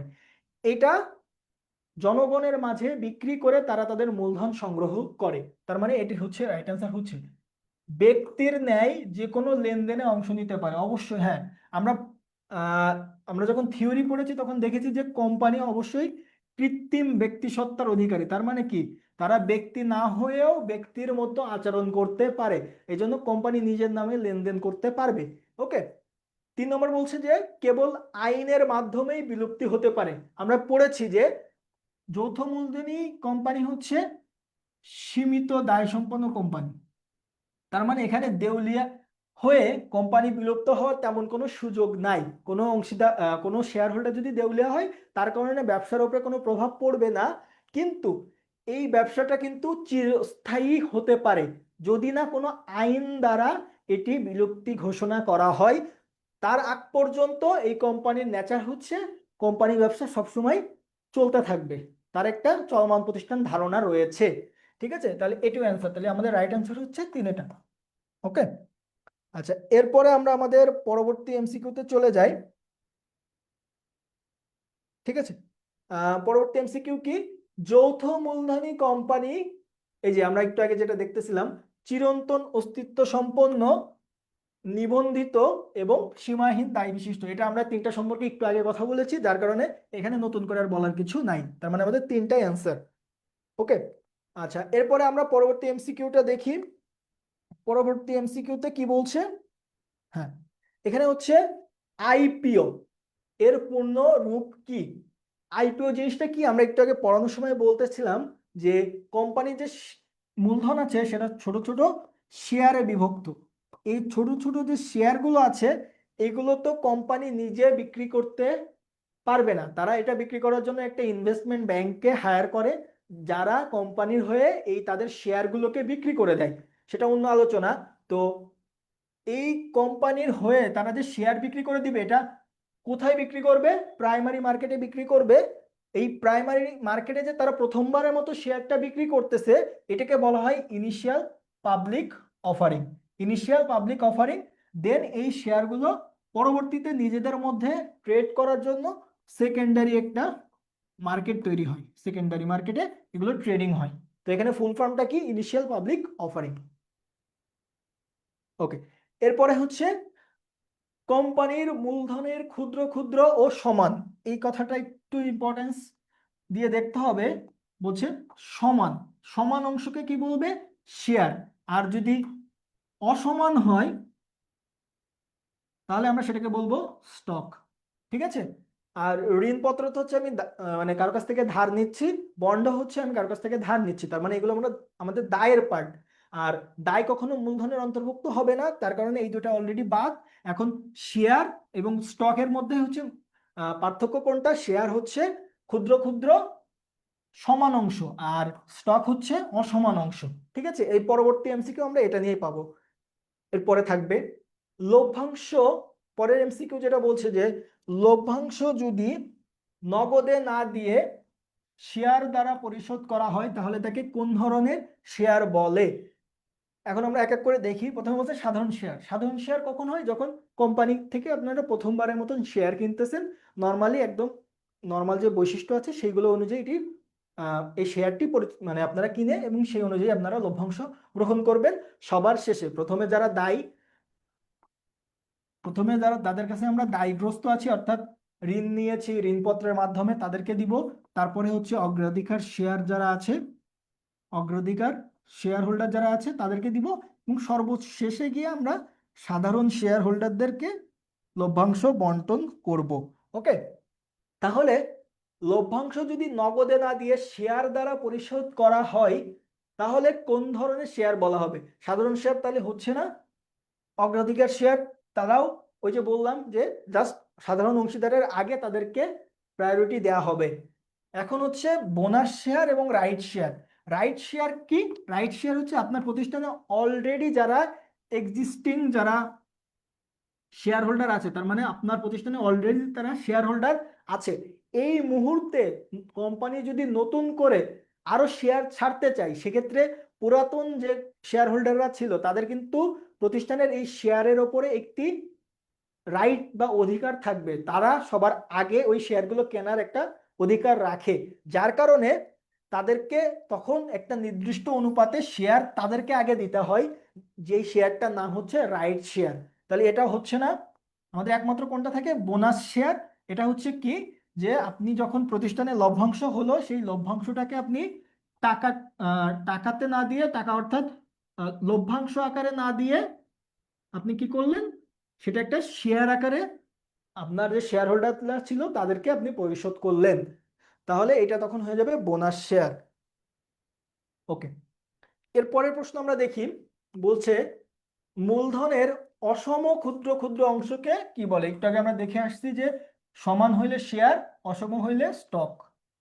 ওকে, যখন কোম্পানি নিজের শেয়ার ক্রয় করে তাকে কি বলে। এখন কোম্পানি তো সবসময় শেয়ার ইস্যু করতেছে, কোম্পানি যদি তার যে ইস্যু করা শেয়ারগুলো, একটা সময় কোম্পানি যখন দেখলো যে তার কোম্পানির অবস্থা ভালো আছে, সে মার্কেট থেকে তার শেয়ারগুলো কিন্তু উঠিয়ে নিতে পারে, সেই ক্ষেত্রে সেই শেয়ারগুলোর নাম কি হয়ে যাবে, সেগুলোকে আমরা বোনাস শেয়ার বলতে পারবো না। বোনাস শেয়ার কি আমরা পড়েছি, লভ্যাংশের পরিবর্তে যে শেয়ারটা দেওয়া হয়, অগ্রাধিকারযুক্ত শেয়ার হচ্ছে সাধারণ শেয়ারের মতোই, শুধুমাত্র সাধারণ শেয়ারের আগে তাদেরকে লভ্যাংশ দিতে হবে। সাধারণ শেয়ার হচ্ছে প্রথমবারের মতো যারা শেয়ার কিনতেছে, আর ট্রেজারি শেয়ারটা হচ্ছে আমাদের রাইট অ্যান্সার। এটা, এই শেয়ারটা আসলে কি, এই শেয়ারটা হচ্ছে কোম্পানি যখন তাদের যে শেয়ারগুলো বাজারে আছে সেটি যখন আবার তারা কিনে নিবে, তারা যখন কিনে নিবে তখন সেটাকে আমরা কি বলছি, ট্রেজারি শেয়ার। ওকে, এরপরে বলছে রাইট বা অধিকার ইস্যু কাদের মধ্যে বন্টন করা হয়। রাইট বা অধিকার ইস্যু কাদের মধ্যে বন্টন করা হয়, এর প্রশ্নের উত্তর আমরা একটু আগে দেখেছি। এখানে যখন আমরা বলেছিলাম যে রাইট শেয়ার, রাইট শেয়ার কাদের মধ্যে, এক্সিস্টিং মানে যারা হচ্ছে অলরেডি প্রতিষ্ঠানে আছে সেই ধরনের শেয়ার হোল্ডারদের মধ্যে রাইট শেয়ার বন্টন করা হয়। তাহলে এখানে উত্তর কোনটি হবে, কর্মচারীদের মধ্যে হবে না, তারপরে পরিচালকদের মধ্যে এটিও হবে না, নতুন শেয়ার হোল্ডারদের মধ্যেও না, যারা প্রতিষ্ঠানে আগে থেকেই আছে মানে এক্সিস্টিং যারা, তারাই হচ্ছে এই অধিকার বা রাইট শেয়ার এর মানে প্রাপ্য অধিকার তাদের আছে। ওকে, এরপরের প্রশ্ন দেখি, বলছে কোম্পানির অনুমোদিত মূলধনের যে অংশ বিক্রয়ের উদ্দেশ্যে বিবরণপত্র প্রচার করা হয়। আমরা যে শেয়ার নিয়ে একটু আগে পড়তেছিলাম যে কোম্পানি তার মূলধনের ক্ষুদ্র ক্ষুদ্র অংশকে যখন বাজারে ছাড়তে চাইবে সেটা কিসের মাধ্যমে বলবে, বিবরণপত্রের মাধ্যমে। এখন বিবরণপত্রে কোম্পানি নিবন্ধক যে আছে সে আপনাকে একটা নির্দিষ্ট অ্যামাউন্ট, যে আপনি চাইলে টোটাল 1 লক্ষ টাকা শেয়ার ইস্যু করতে পারবেন, এইটা ছিল অনুমোদিত মূলধন, যেটা নিবন্ধক অনুমোদন দিয়ে দেয়।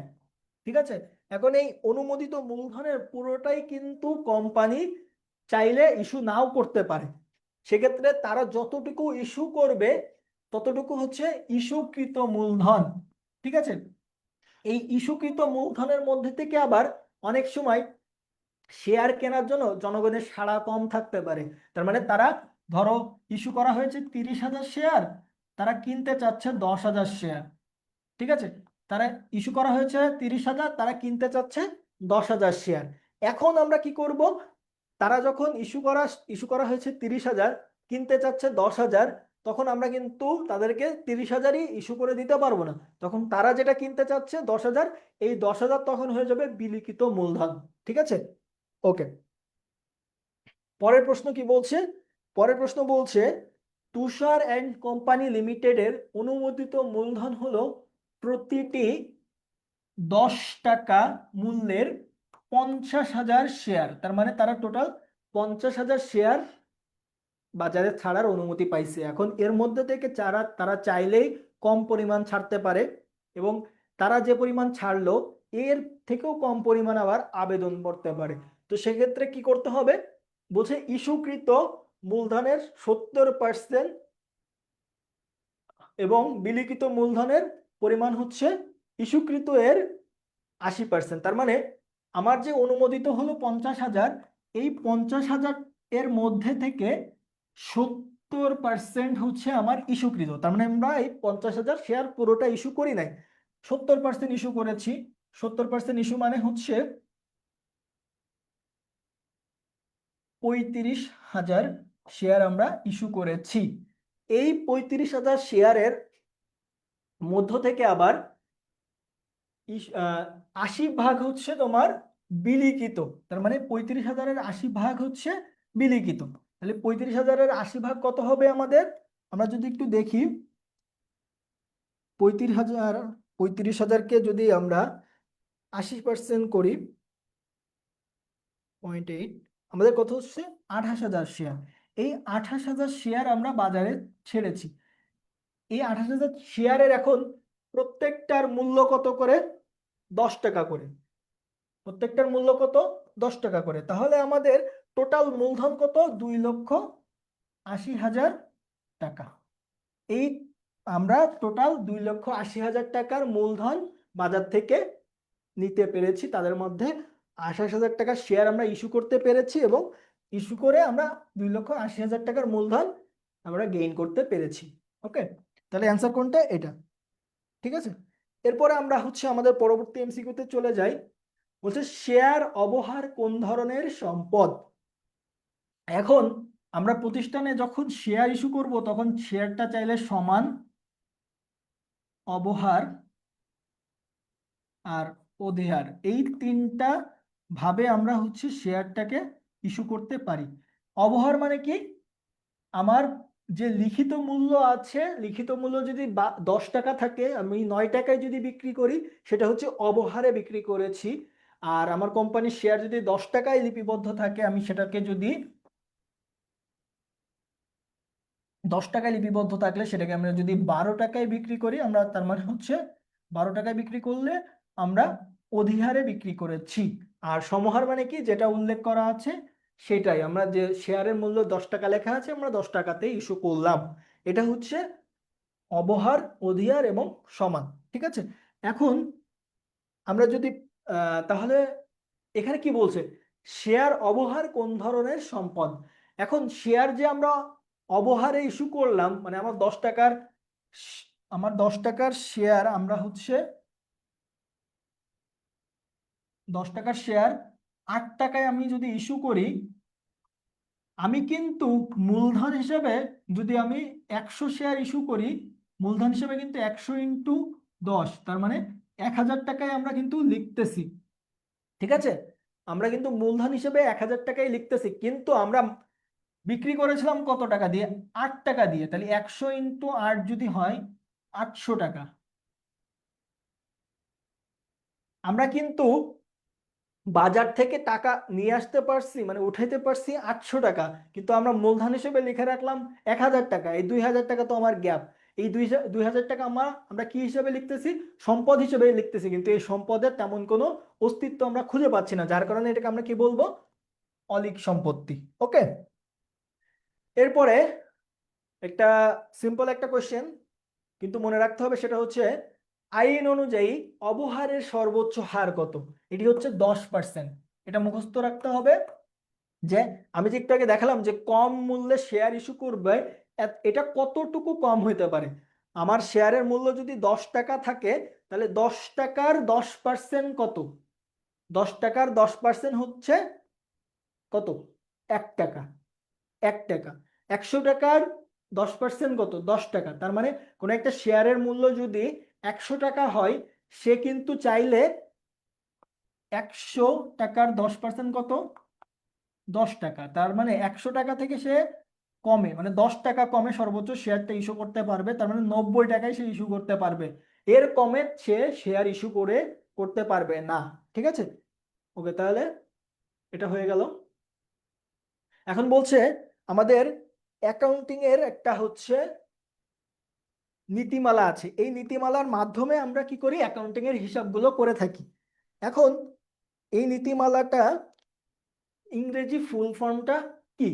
ইংরেজি ফুল ফর্মটা হচ্ছে IAS এর ফুল ফর্মটা হচ্ছে ইন্টারন্যাশনাল অ্যাকাউন্টিং স্ট্যান্ডার্ডস। তার মানে আন্তর্জাতিকভাবে গৃহীত নীতিমালা বা মান যেটা আছে অ্যাকাউন্টিং এর সেটির নাম হচ্ছে ইন্টারন্যাশনাল অ্যাকাউন্টিং স্ট্যান্ডার্ডস।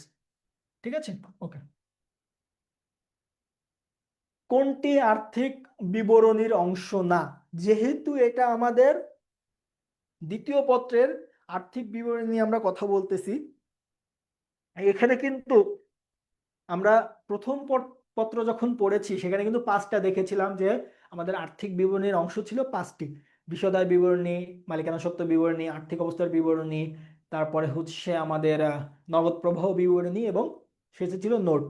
তো এখানেও আমরা দেখব সেই সেম ওয়েতে যে এখানে নগদ প্রবাহ বিবরণী এটাই হচ্ছে আমাদের আর্থিক বিবরণীর একটি অংশ, তার মানে এটি হচ্ছে এখানে আসতেছে না যেহেতু বলছে নয়। তারপরে আয় বিবরণী আমাদের একটা আর্থিক বিবরণীর অংশ। সংরক্ষিত আয় বিবরণী এটাও আমাদের আয় বিবরণীর অংশ, কারণ এইটা হচ্ছে মালিকের সাথে রিলেটেড, যার কারণে এটাও আমাদের আয় বিবরণীর একটা অংশ।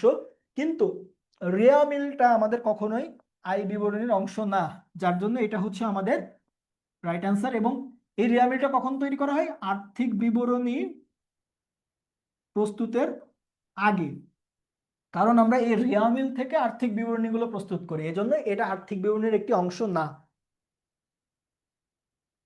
এরপরে কি বলছে? বিক্রিত পণ্যের ব্যয় বিক্রয় অপেক্ষা বেশি হলে আয় বিবরণীতে কি হয়? আমরা যদি একটা হাইপোথেটিক্যাল এক্সাম্পল নেই, আমার বিক্রয় যদি 50,000 হয় এবং বিক্রিত পণ্যের ব্যয় যদি 40,000 হয়, তাহলে আমার 10,000 টাকা কি হচ্ছে? লাভ হচ্ছে। ওকে, কিন্তু বলছে বিক্রিত পণ্যের ব্যয় যেটি আছে সেটি বিক্রয় থেকে বেশি হবে, তার মানে বিক্রয় যদি 50,000 হয়, আমার বিক্রিত পণ্যের ব্যয় তার চেয়ে বেশি হবে। যদি বিক্রিত পণ্যের ব্যয় এখন 40-এর জায়গায় 60,000 হয়, তাহলে কিন্তু এখন আমার 10,000 টাকা কি হচ্ছে? ক্ষতি হচ্ছে। ঠিক আছে, 10,000 টাকা ক্ষতি হচ্ছে। তাহলে এই ক্ষতিটা এখন আমার তাহলে অপশন অলরেডি লাভ, যে দুইটা অপশন ছিল এটা বাদ চলে গিয়েছে। মোট ক্ষতি না নিট ক্ষতি? এখন বিক্রয় থেকে বিক্রিত পণ্যের ব্যয় বাদ দিলে আমরা কি পাই? মোট লাভ পাই। তাহলে এখান থেকে যদি আমরা মোট লাভ পেয়ে থাকি, তাহলে বিক্রয় থেকে বিক্রিত পণ্যের ব্যয় যদি বেশি হয় তাহলে অবশ্যই মোট ক্ষতি হবে। আর নিট ক্ষতি কোনটা? নিট ক্ষতি হচ্ছে এই মোট লাভ বা মোট ক্ষতি থেকে পরিচালন ব্যয়, অপরিচালন আয়, অপরিচালন ব্যয় বাদ দেওয়ার পরে সর্বশেষ গিয়ে আমরা নিট লাভ বা নিট ক্ষতি পাই, যেটা অনেক দূরের বিষয়। যার কারণে বিক্রিত পণ্যের ব্যয় বিক্রয় অপেক্ষা বেশি হইলে আমাদের নিট ক্ষতি হবে না, হবে হচ্ছে মোট ক্ষতি। ওকে, রাইট অ্যান্সার হচ্ছে এটা। আচ্ছা, এর পরের প্রশ্ন আমরা দেখি। পরের প্রশ্ন বলছে কর পূর্ব লাভের 10% কর প্রদান করা হয়। এই যে আমরা হচ্ছে একটা প্রথম পত্রের যখন এমসিকিউ সলভ করেছি আমরা তখন কিন্তু দেখেছি যে আমি বলার চেষ্টা করেছিলাম যে কর পূর্ব মুনাফা উপরে 10% বা এরকম পার্সেন্টেজ যদি উল্লেখ থাকে, সেক্ষেত্রে আমরা কি করব? পার্সেন্টেজ যদি উল্লেখ থাকে, আমরা যেটার উপরে পার্সেন্টেজ বলা থাকবে সেটাকে আমরা 100 ধরবো, আর যেটার উপরে পার্সেন্টেজ বলা থাকবে না সেটা আমরা সেই অনুযায়ী অ্যাডজাস্ট করব। তাহলে এখানে আমাদের পার্সেন্টেজটা বলা আছে কর পূর্ব লাভের উপরে। এখন আমরা যদি একটু লিখি কর পূর্ব লাভ, ধরো অ্যামাউন্ট দেয়া নাই, ঠিক আছে, এখানে অ্যামাউন্ট দেয়া নেই, আমরা অ্যামাউন্টটাকে ক হিসেবে রাখি, ক। ঠিক আছে, হাইপোথেটিক্যাল ভাবে আমরা ক হিসেবে ধরলাম যে আমার কর পূর্ব নিট লাভ হচ্ছে ক। এইটাকে আমরা কি ধরবো বলেছিলাম? 100। তার মানে কর পূর্ব নিট লাভ যদি আমার 100 টাকা হয়, এর ওপরে 10% আমাকে কর প্রদান করতে হবে। তাহলে এই 100 টাকার 10% কত? 10 টাকা। ঠিক আছে, এখন বলছে কর প্রদানের পরবর্তী নিট লাভ কত? 18,000 টাকা। এখন আমার যদি কর পূর্ব মুনাফা যদি 100 টাকা হয়, এই 100 টাকা থেকে আমি যদি 10 টাকা কর দিয়ে দিই, তাহলে আমার কর পরবর্তী মুনাফা কত থাকবে? 90 টাকা। ঠিক আছে, তাহলে আমরা যদি এবার ঐকিক নিয়মে চলে যাই, ঐকিক নিয়মে কি বলে? আমার যদি টোটাল কর পরবর্তী মুনাফা যদি আমার 90 টাকা থাকে, তাহলে কর হচ্ছে কত? কর পূর্ববর্তী আহ মুনাফা যদি আমার 90 টাকা থাকে, হ্যাঁ 90 টাকা হচ্ছে কর পূর্ববর্তী মুনাফা, কর হচ্ছে 10 টাকা। কর পরবর্তী মুনাফা হচ্ছে 90 টাকা, কর হচ্ছে 10 টাকা, তাহলে 1 টাকা হইলে 10/90। ঠিক আছে, আর যদি আমার কর পরবর্তী মুনাফা যদি আমার 18,000 টাকা থাকে, তাহলে ঐকিক নিয়ম অনুযায়ী 10 × 18,000 ভাগ 900 না 90। তাহলে আমরা এটাকে যদি হচ্ছে করি, কাটাকাটি করি, তাহলে কত আসে? 2,000 টাকা আমাদের কত আসে? করের পরিমাণ কত আসে? 2,000 টাকা। তাহলে আমরা কি দেখলাম যে যেটার উপরে পার্সেন্টেজ বলা থাকবে সেটাকে সবসময় আমরা 100 ধরবো। 100 যদি ধরি তাহলে কর পূর্ব লাভ হচ্ছে আমাদের 100, এটার উপরে 10% যদি কর দিয়ে দিই তাহলে হচ্ছে 10 টাকা কর, তাহলে 100 টাকার মধ্যে 10 টাকা কর চলে গেলে কর পরবর্তী নেট লাভ হচ্ছে 90 টাকা। তাহলে 90 টাকা যদি কর পরবর্তী নিট লাভ হয় তাহলে কর হচ্ছে 10 টাকা, কর পরবর্তী নিট লাভ যদি 1 টাকা হয় তাহলে হচ্ছে কর হচ্ছে 10/90, এবং কর পরবর্তী নিট লাভ যদি 18,000 টাকা হয় তাহলে কর হচ্ছে 10 × 18,000 ভাগ 90 করলে আমরা আমাদের উত্তর পাবো, করের পরিমাণ পাবো 2,000 টাকা। ওকে, পরের প্রশ্নে আসি। বিক্রয়যোগ্য পণ্যের ব্যয় থেকে সমাপনী মজুত পণ্য বাদ দিলে, বিক্রয়যোগ্য পণ্যের ব্যয় থেকে সমাপনী মজুত পণ্য বাদ দিলে কোনটি পাওয়া যায়? সেটি হচ্ছে বিক্রিত পণ্যের ব্যয়। কিভাবে আসে? বিক্রয়যোগ্য পণ্যের মধ্যে কি কি আছে? প্রারম্ভিক মজুত যোগ ক্রয়, ক্রয়টা হচ্ছে নিট ক্রয়, ঠিক আছে, এরপরে হচ্ছে যোগ অন্যান্য প্রত্যক্ষ খরচ, অন্যান্য যে প্রত্যক্ষ খরচ আছে, এই তিনটা যোগ করলে আমরা কি পাবো? বিক্রয়যোগ্য, এই তিনটা যোগ করলে আমরা কি পাবো? বিক্রয়যোগ্য পণ্যের ব্যয়। এই বিক্রয়যোগ্য পণ্যের ব্যয় থেকে যখন আমরা আবার সমাপনী মজুত পণ্য বাদ দিব, সমাপনী মজুত পণ্য বাদ দিব, তখন হচ্ছে আমরা বিক্রিত পণ্যের ব্যয় পাবো, বিক্রিত পণ্যের ব্যয় আমরা পাবো। ঠিক, তাহলে আমরা কি পাচ্ছি? যে প্রারম্ভিক মজুত যোগ ক্রয় যোগ অন্যান্য প্রত্যক্ষ খরচ, সেটা করলে আমরা বিক্রয়যোগ্য পণ্যের ব্যয় পাচ্ছি।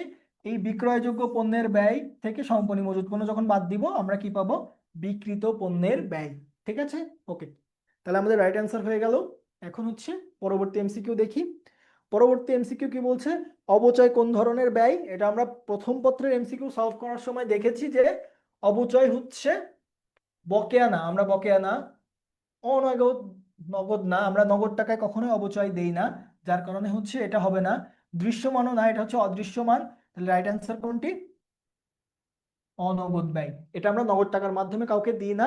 কোনো একটা সম্পদের মূল্য কমে গেলে সেটা আমরা কমাই দেখাই, কিন্তু আমরা প্রতিষ্ঠান থেকে কখনোই কোনো নগদ টাকা বাইরে কাউকে দেই না, বা নগদের কোনো লেনদেন হয় না, যার কারণে এটা হচ্ছে এক ধরনের অনগদ ব্যয়।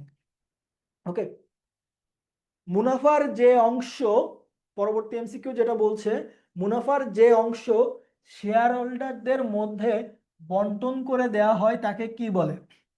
এখন আসি এক এক করে। এখানে বলছে শেয়ার অধিহার, শেয়ার অধিহার হবে না, কারণ এটা হচ্ছে শেয়ার কেনার সময় যদি কমে, লিখিত মূল্য হচ্ছে কম মূল্যে শেয়ার ইস্যু করা হয়, সেটা হচ্ছে শেয়ার অধিহার, যেটা হচ্ছে আমাদের অলীক সম্পদ। আমরা একটু আগে এমসিকিউতে দেখেছি এটা হচ্ছে অলীক সম্পদ। মুনাফা, মুনাফা হবে না, কারণ হচ্ছে আমরা যে মুনাফাটা বের করি এই মুনাফা থেকে আবার মূলধনের সুদ, ঋণের সুদ, এগুলো হচ্ছে বিয়োগ হয়, হয়ে বন্টনযোগ্য মুনাফা থাকে, সেই বন্টনযোগ্য মুনাফা থেকে শেয়ার হোল্ডারদের মধ্যে ভাগ করে দেওয়া হয়। সঞ্চিতও হবে না, কারণ এটা হচ্ছে প্রতিষ্ঠান রেখে দেয়। একমাত্র উত্তর কোনটা? আমাদের লভ্যাংশ। এই লভ্যাংশটা হচ্ছে শেয়ার হোল্ডারদের মধ্যে কি করা হয়? বিলিয়ে দেওয়া হয়। ঠিক আছে, কারণ মুনাফার সবটুকুই শেয়ার হোল্ডারদের দেওয়া হয় না, তার মধ্যে কিছু সঞ্চিতি হিসেবে রাখা হয়, আরো বিভিন্ন কাজে প্রতিষ্ঠান রেখে দেয়। রেখে দেওয়ার পরে যেটা একদম নিট শেয়ার হোল্ডারদেরকে দেওয়া হয় সেটার নাম হচ্ছে লভ্যাংশ। ওকে, আমরা পরবর্তী এমসিকিউতে চলে যাই। এখানে বলছে কোম্পানির শেয়ার হোল্ডারদের স্বত্বের অংশ কোনটা কোনটা, তার মানে কোম্পানিতে যারা শেয়ার বিনিয়োগ করে, এই যারা কোম্পানিতে শেয়ার বিনিয়োগ করলো তারা তাদের শেয়ার বিনিয়োগ করার পরে প্রতিষ্ঠান থেকে তো কিছু তারা চায়। এখন প্রতিষ্ঠান তাকে টোটাল তার নামে প্রতিষ্ঠান কতটুকু দায়বদ্ধ আছে এটা তাদের সত্ত্বের মাধ্যমে নির্ধারিত হয়। এখন শেয়ার হোল্ডার প্রথমে তাদের যে মূলধনটা প্রতিষ্ঠানে বিনিয়োগ করে সেটি অবশ্যই তাদের অংশ। সঞ্চিতি এবং উদ্বৃত্ত এটা হচ্ছে মুনাফা প্রতিষ্ঠান যে করে, শেয়ার মূলধনগুলো কোম্পানিতে খাটায় তারা যে মুনাফা করে, এই মুনাফা থেকে পুরোটা লভ্যাংশ আকারে পুরোটা শেয়ার হোল্ডারদেরকে দেওয়া হয় না, পাশাপাশি কিছু সঞ্চিতি রেখে দেওয়া হয় ভবিষ্যৎ কাজের জন্য, ভবিষ্যতে কোম্পানিকে এক্সপ্যানশন করার জন্য। তাহলে এইটা যে রাখলো, এটা কিন্তু এই মুনাফাটা কিন্তু টোটালি শেয়ার হোল্ডারদের পাওয়ার কথা, কিন্তু তারা নগদ বা হচ্ছে লভ্যাংশ আকারে এতটুকু পাচ্ছে, বাকিটা কোম্পানি রেখে দিচ্ছে। কিন্তু এই রেখে দিলেও এই টাকাটা হচ্ছে এই শেয়ার হোল্ডারদেরই, যার কারণে এটাও তাদের একটা অংশ, সংরক্ষিত আয়, যে আয়টা প্রতিষ্ঠান সঞ্চিতি আকারে বা উদ্বৃত্ত আকারে না রেখে আয় হিসেবে নিজেদের কাছে সংরক্ষণ করে রাখছে, তারা পরবর্তীতে হয়তো দিতে পারে শেয়ার হোল্ডারদেরকে, সেটাও শেয়ার হোল্ডারদের একটা অংশ। তার মানে এখানে আমরা যে তিনটি দেখছি তিনটেই হচ্ছে শেয়ার হোল্ডারদের অংশ। তো তাহলে আমাদের রাইট অ্যান্সার কোনটি? ঘ। ওকে, এখন পরের প্রশ্ন বলছে অদাবিকৃত লভ্যাংশ। শেয়ার হোল্ডাররা মাঝে মাঝে তাদেরকে যে লভ্যাংশ ঘোষণা করা হয়, এই লভ্যাংশের মধ্যে অনেকে লভ্যাংশ উঠায় না, বা অনেকে থাকে যে তারা হচ্ছে ভুলে গেছে তাদের লভ্যাংশের কথা। সেক্ষেত্রে কি হয়, কোম্পানি এই যে লভ্যাংশগুলো এটা তো শেয়ার হোল্ডারদেরকে দেওয়ার জন্যই তারা ঘোষণা করেছিল। এখন যদি শেয়ার হোল্ডাররা না ওঠায়, এটা তো আর কোম্পানির টাকা হয়ে গেল না, এটা শেয়ার হোল্ডারদেরই টাকা, আজ হোক কাল হোক তারা উঠাবে। এই জন্য এই টাকাটা প্রতিষ্ঠানের জন্য দায় হিসাবে থেকে যায়, এটা প্রতিষ্ঠানের একটা দায়, কারণ তারা এই দায়টা, এই লভ্যাংশটা শেয়ার হোল্ডারকে দিতে পারলে তারা দায়মুক্ত হতে পারবে। ওকে, আমাদের পরবর্তী এমসিকিউ কি বলছে? পরবর্তী এমসিকিউতে আমরা দেখি ঋণপত্র কোম্পানির কোন ধরনের দায়। ঋণপত্র, প্রথম কথা হচ্ছে ঋণপত্র হচ্ছে 1 বছরের বেশি সময়ের জন্য, যার কারণে হচ্ছে এটা চলতি দায় হবে না, বা চলতি দায়ের আরেক নাম হচ্ছে স্বল্প মেয়াদী দায়, এটাও হচ্ছে না। অন্তর্দায় না বহির্দায়? অন্তর্দায় কোনটা? প্রতিষ্ঠানের ভিতরের পার্টি যারা আছে তাদের সাথে, যেমন হচ্ছে শেয়ার হোল্ডাররা আছে, তাদের কাছ থেকে যে দায়টা নিছি সেটা আসলে দায় না, মূলধন হিসেবেই নিছি, তো সেটাকে আমরা চাইলে অন্তর্দায় নাম দিতে পারি। এবং বহির্দায় নাম দিতে পারি কোনটা?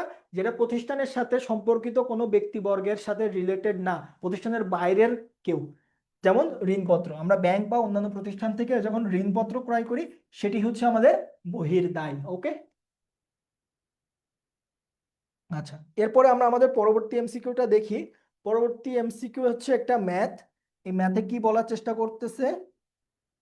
ম্যাথে বলছে যে ঢাকা কোম্পানির শেয়ার মূলধন হচ্ছে 12 লক্ষ টাকা, জমি হচ্ছে 5 লক্ষ টাকা, দালান কোঠা হচ্ছে 7,40,000 টাকা, বিনিয়োগ হচ্ছে 4,000 টাকা, ব্যাংক জমাতিরিক্ত 34,000 টাকা, পাওনাদার হচ্ছে 2,540 টাকা, দেনাদার হচ্ছে 1,400 টাকা, প্রদেয় বিল মানে হচ্ছে দায় 1,300, প্রাপ্য বিল 340, সমাপনী মজুত পণ্য 30,000, অগ্রিম আয় 640।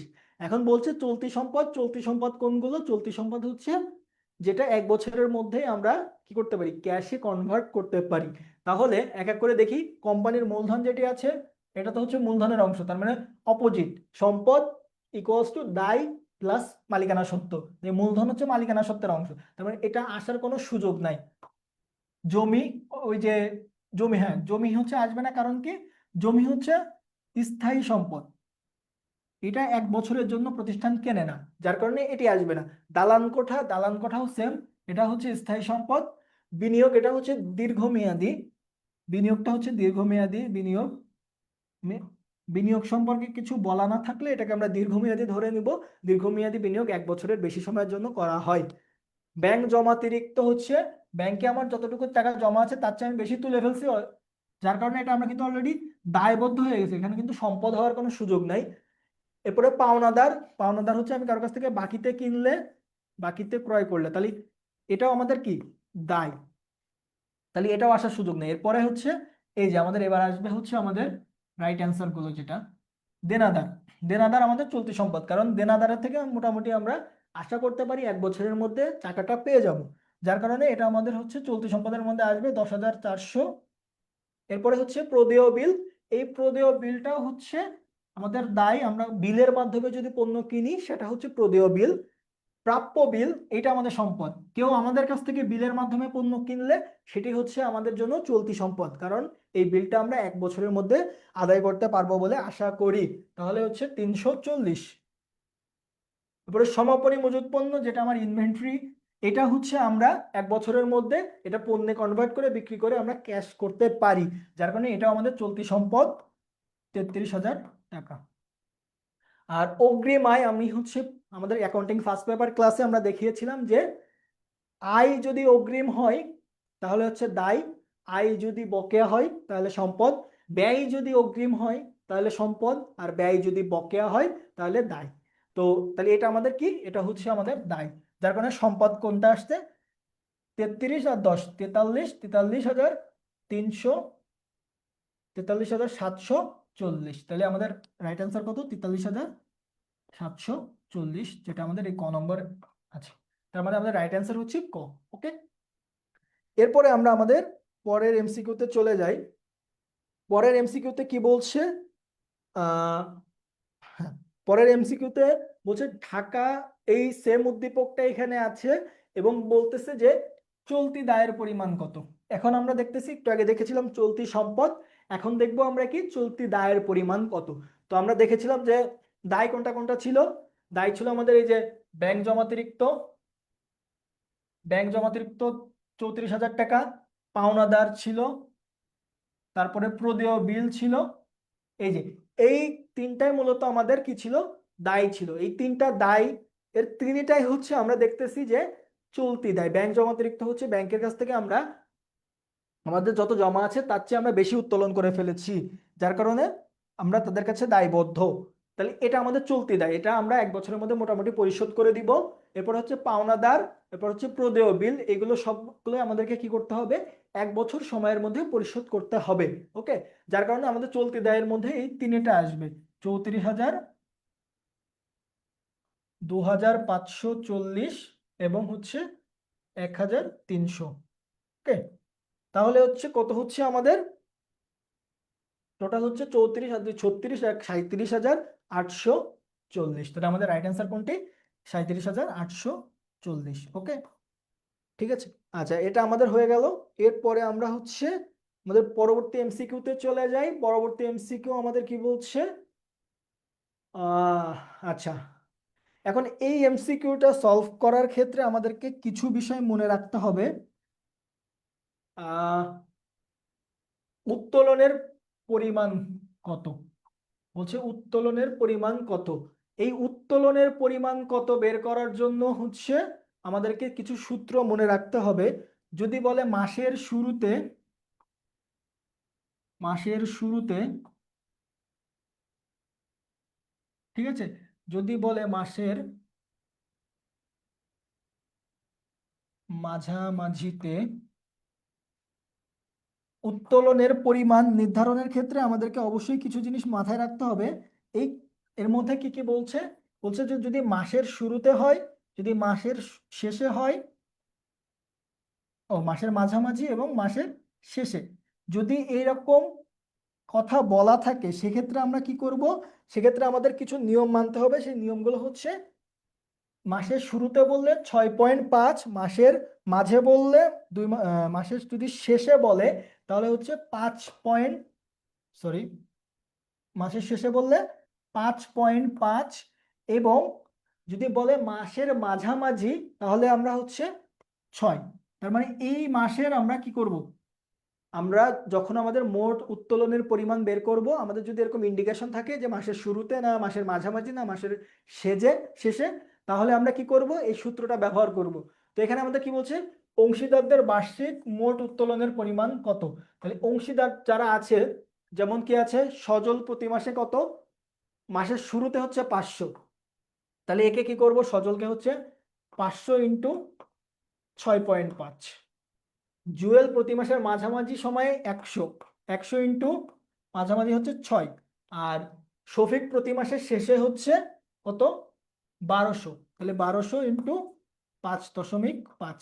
এটা যখন আমরা করব আমাদের মেইন যে রাইট অ্যান্সার সেটা আমরা পেয়ে যাচ্ছি। তার মানে আমরা যখন কি করব, আমরা উত্তোলনের পরিমাণ বের করব তখন আমরা এই সূত্র অনুযায়ী করব। তাহলে আমরা যদি বের করি, প্রথমে হচ্ছে সজলের জন্য কত আসতেছে, 500 × 6.5, তাহলে 3250। এরপরে হচ্ছে 600 100 × 600, তার মানে 600, ও সরি, আমরা হচ্ছে 6 মাসের জন্য বের করব। তাহলে হচ্ছে প্রতি মাসের জন্য আমরা কত বের করতেছি, 500 500 × 6.5, এখানে কত ছিল, 100 100 × 6। আচ্ছা, আমরা এখান থেকে একটু নতুন করে শুরু করি। হ্যাঁ, এগুলো মুছে দিই।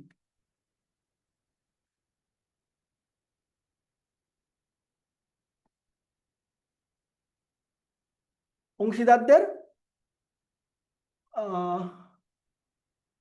হ্যাঁ সরি, অংশীদারদের বাৎসরিক মোট উত্তোলনের পরিমাণ কত। তাহলে এক্ষেত্রে আমরা হচ্ছে আমাদের পরবর্তী এমসিকিউটা আগে দেখি। বলছে সরি, হ্যাঁ, অংশীদারদের বার্ষিক মোট উত্তোলন, তার মানে তারা যে উত্তোলন করতেছে তাদের টোটাল উত্তোলনের পরিমাণ কত।